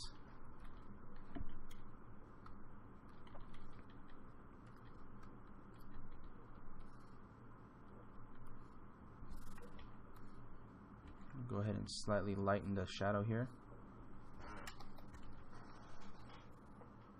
And it's getting there, you know. It's still a little bit more details and stuff like that I would like to implement. Add just an overlay here, just to kind of get this thing to kind of vignette a little bit more.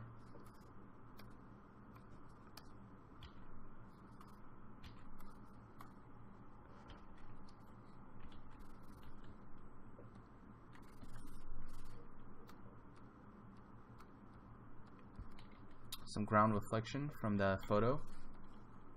I'm going to put this below my shadow layer. I'm going to put this on screen, and all reflections I typically always put them on a screen. That's interesting.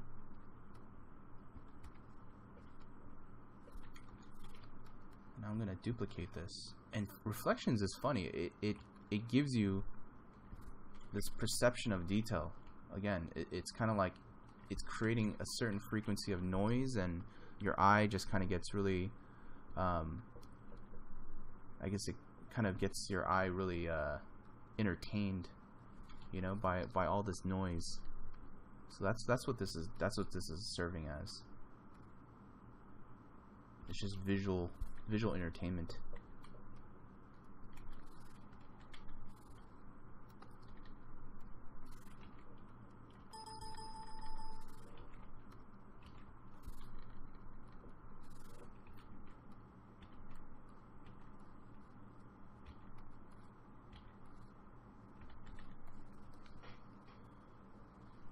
Kind of gives it this nice pseudo like glossy vibe to it too.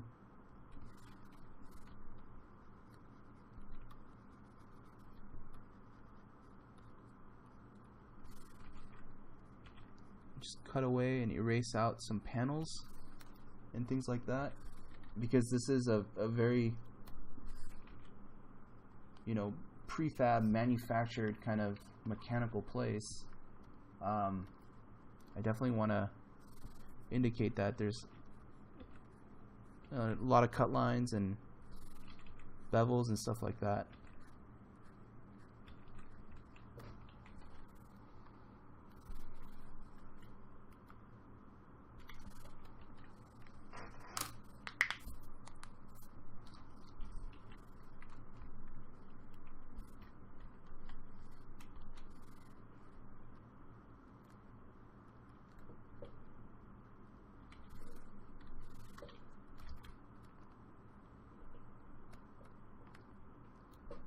Okay, so let's just go ahead and turn off this I guess this gradient. Oh, I think I spelled it wrong. I'm just gonna call it grad. Anyways, I'm gonna temporarily turn this off so that I can just work up some details here, and that's just kind of adding slight reflections, some dark areas, stuff like that, just to kind of get some of these corners and stuff to look a little bit more interesting.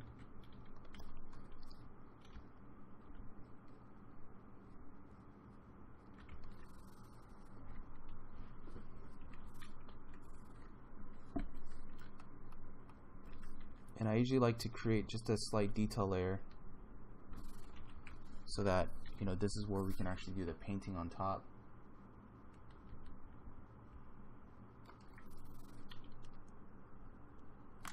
So we can fix any errors or anything like that.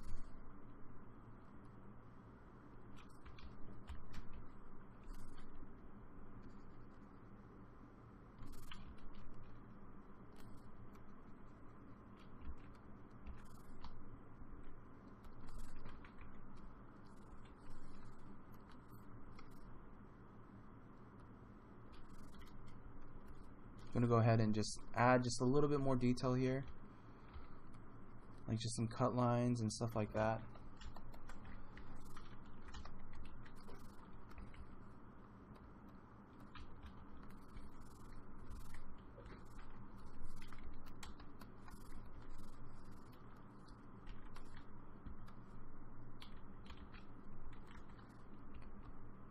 I initially wanted to cut a hole here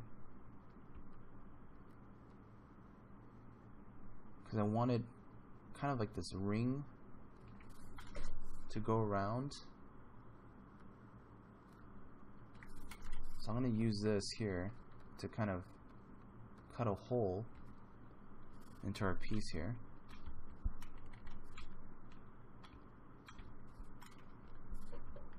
So it kind of gives us a really well-defined ring pattern.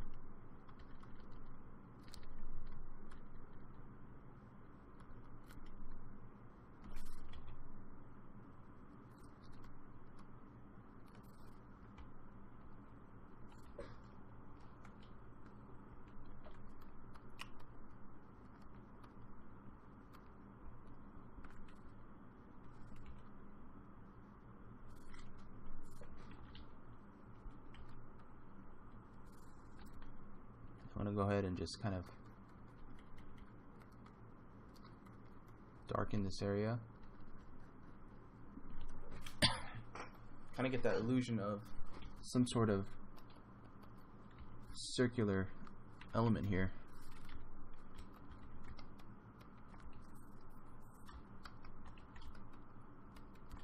Now at this phase, we're probably 80 to 90% done. Now it's just like, I mean, there's not much more photos that I can really add.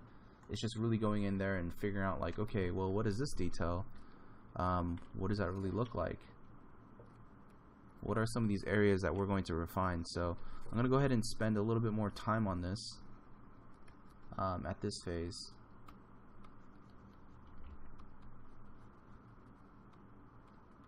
And just figuring out, you know, how the sphere actually sits.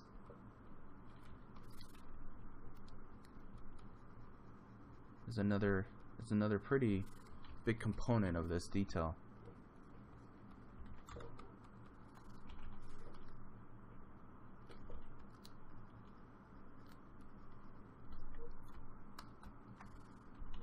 Maybe there's just these holes or something.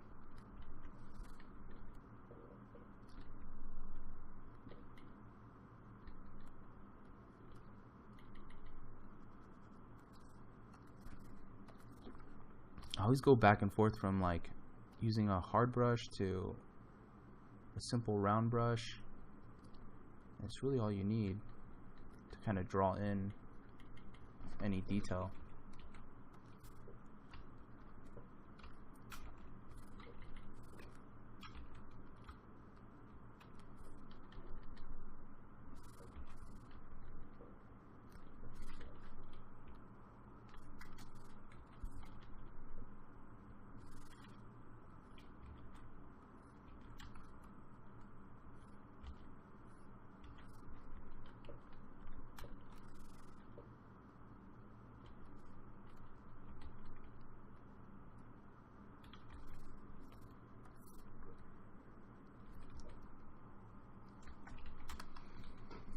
Just some sort of like ring base that can go around this thing.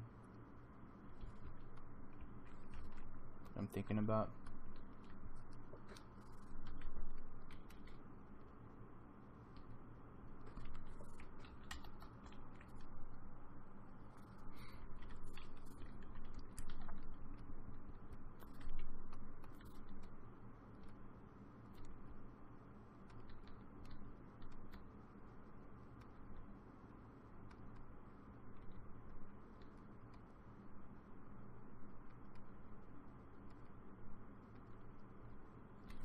Do apologize for all the silence here, guys. At this phase, I find it really hard for me to talk and actually paint. And I know like it's something easy for me to just kind of dub over and kind of talk about what I'm thinking here, but it's almost, you know, I want to show you guys kind of the actual thought process, you know, like, or I guess in the sense like, you know, real time, like if you guys are actually here in person and seeing me actually demo, you know, this is the way, this is how it would be, like the most realistic version. So if you guys have any questions, please feel free to you know, go ahead and write them down, and I love to kind of talk about it, because I know some of you guys, you know, we don't have the luxury of being able to be close nearby, so this is kind of the best solution for all that. But if you guys have any questions regarding, you know, what I'm showing here, you know, any technicality, any design questions, feel free to ask. I know that, you know, there's a lot of stuff that's being shown here. There's a lot of stuff that I'm sure makes a lot of sense to you guys, and there's a lot of things that, you know, you guys might be wondering like, well, why did you do that? You know, what was the idea behind that? So I'll be more than happy to help you guys on answering any questions like that.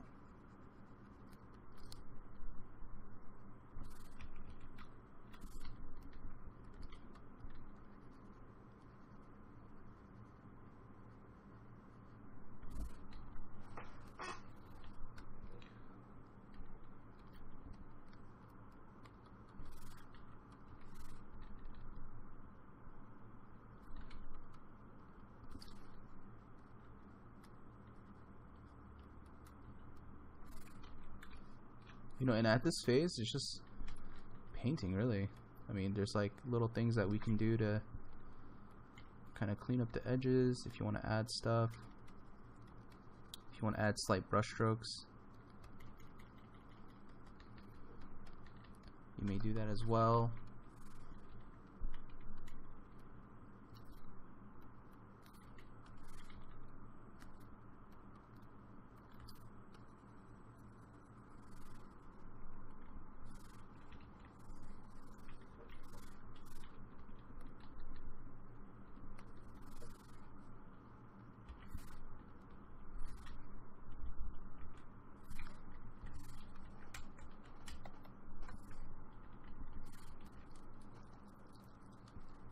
Okay, so there's another thing I want to add here. are just some scientists. So I brought in this image here. I'm going to go ahead and add just this guy. Be the perfect candidate. And the reason why we want to add characters or people in here, actually let's add this guy. He has a better silhouette. The reason why we want to add characters in here is that it's going to help give us a sense of scale.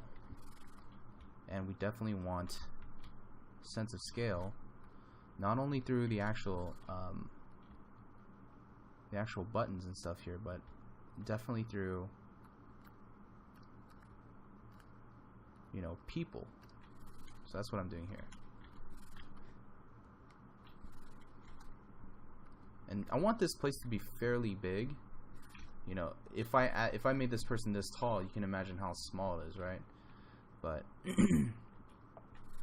I definitely like this place to be fairly large looking, so I'm going to add this one character.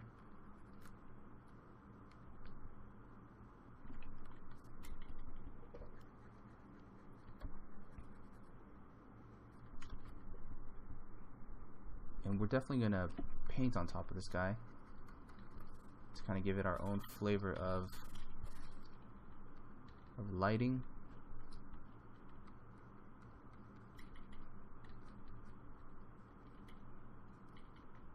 And even design. I mean, it's just a simple lab coat dude, so probably not gonna, and he's wearing Converse or something down here, so we're just gonna simplify this image and change it just to kind of fit our environment.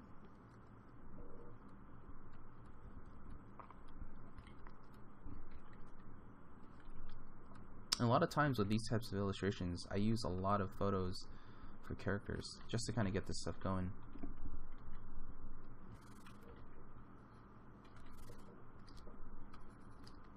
And even color picking within the image here.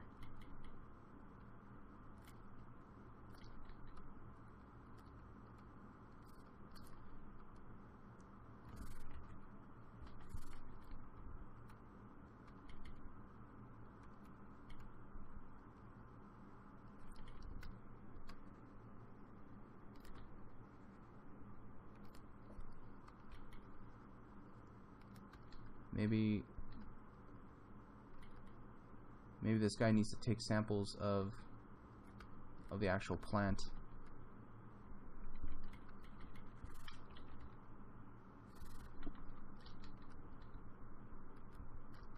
And that's why this guy has like a syringe or something, or like a tube, just, you know, utilizing, taking samples. I'm going to change just this suit here a little bit.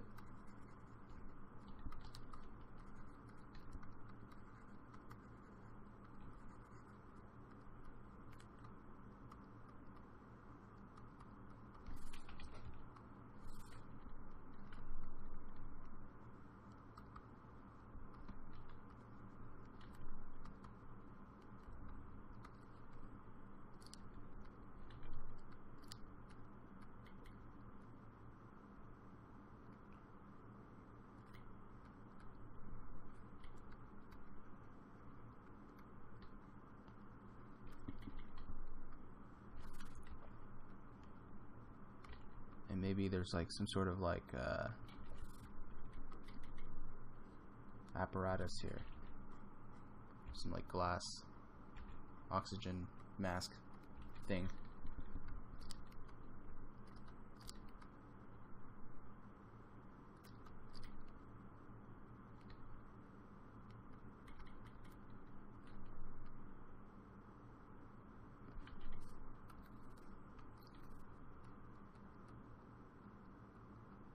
Give it like an orange, give this guy an orange band.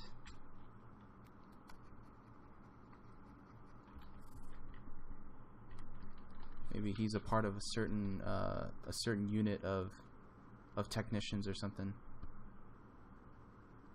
and they're color coded.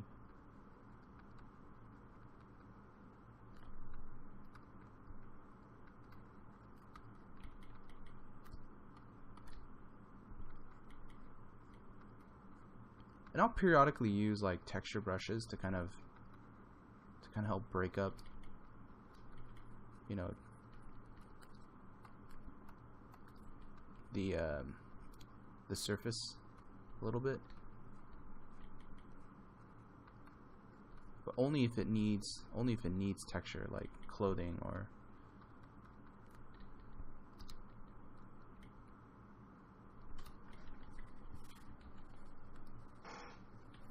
Okay, so we got the character here, and thinking, is this a good place to put the character? And this is where, you know, we can start to make some decisions in terms of where to strategically place the guy, because he's being pretty lit, right? The best place to put him is in darkness, because that's where he's gonna get the most amount of pop. So if we do have the character here, like standing on this platform, then I need to strategically light or darken this area so that we can get some sense of understanding that, okay, I know this guy's here, but you know, we understand what we're looking at. So just even popping on a little bit of dark value there will really pop out the character. Now this is something that I would recommend after, you know, you figure out your placement, just because at this phase we're really trying to figure out the best way to kind of get this to read, you know, and also, I mean, obviously the accuracy and all this is important, but you know, I definitely want this to read more than I want it to be just perfectly accurate and not have it to read at all, because there can be a lot of competitive areas here. Because if we didn't have that dark value, notice how the character starts to get lost, right? So these are just some things that will help us to kind of reinforce the focal point.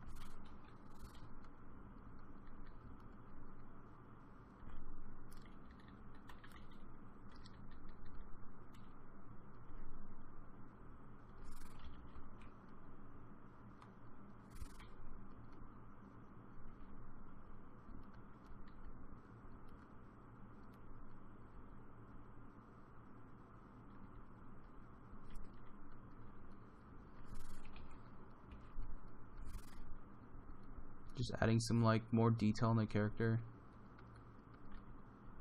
pipes and stuff.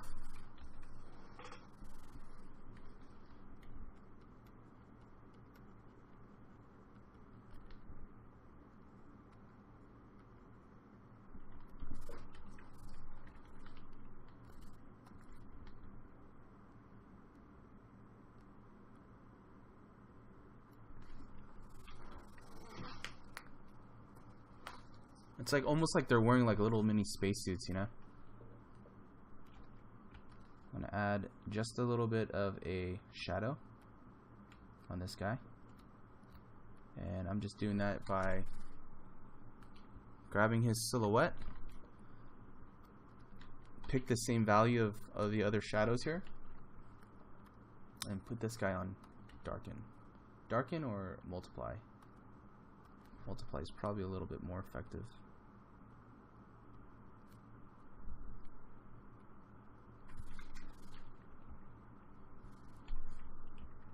I'm going to go ahead and kind of blur this slightly.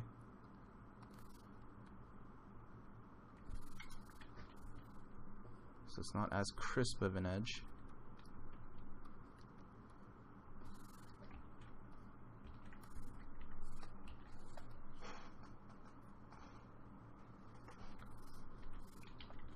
And it's starting to come together just a little bit.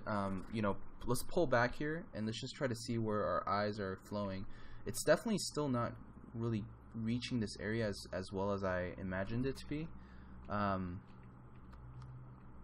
just going to try to do a couple more things to really help reinforce that. Just going to try to darken all this stuff down just a little bit.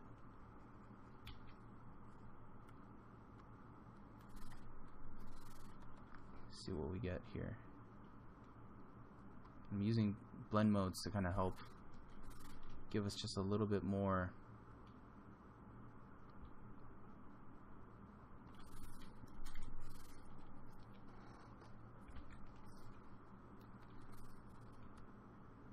kind of help get rid of some of the shadows here.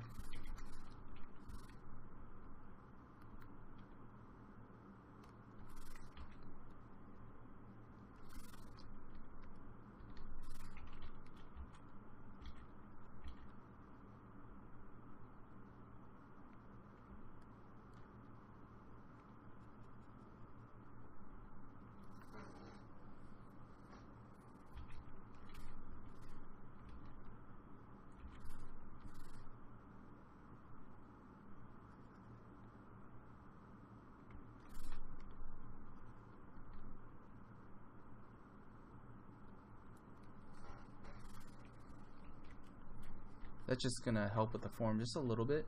I know we have that shadow in the back right here. But what I can do is I can kind of soften that up, that edge just a little bit, so it's not being intrusive.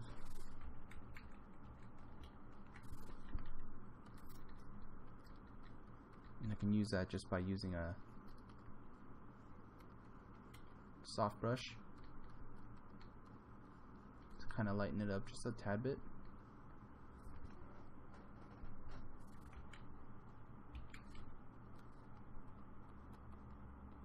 Just so we're getting that value to read.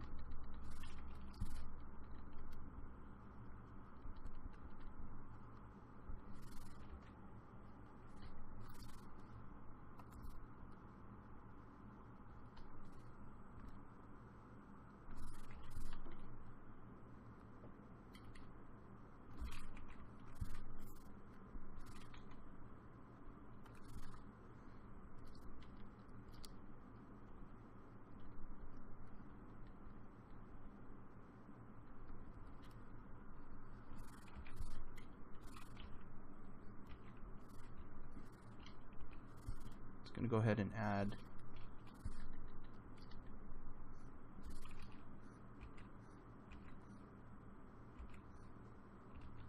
a little bit more reflectivity there. And just to emphasize this a little bit more, maybe we can add just a little bit of a shadow direction. And I just kind of pulled the shadows from what was back there. And just to kind of give this a little bit of a better framing element.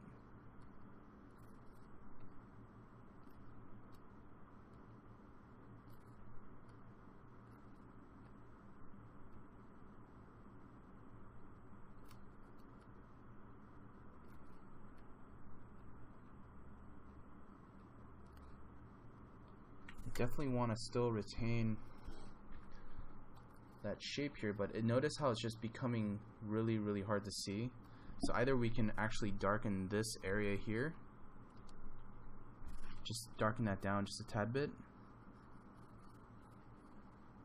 I mean, that works too, actually. That's probably the best.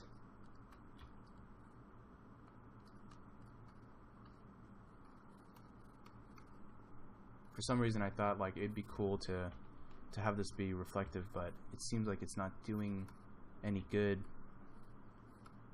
for the image to be that bright.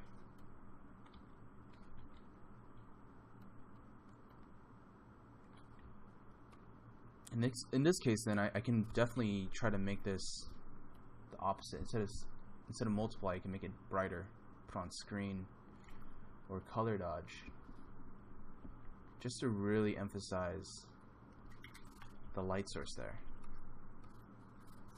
Let this be the brightest point.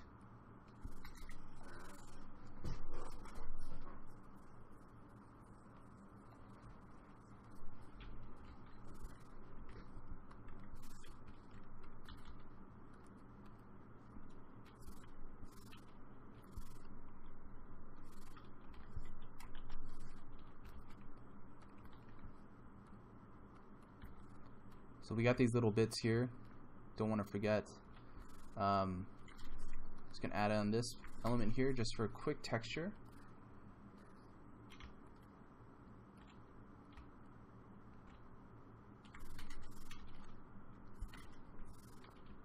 So it's not just some blank space.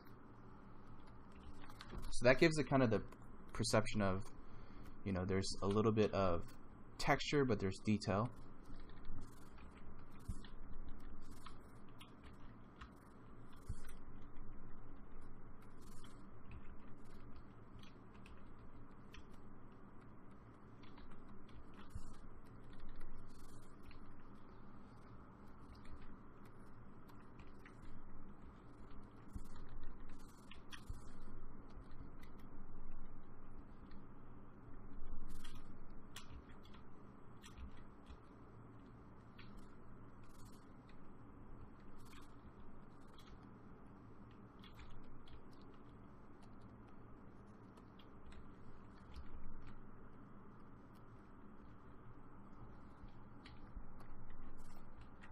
So now at this phase, I feel like we're about 95% done. So there's still like 5% more.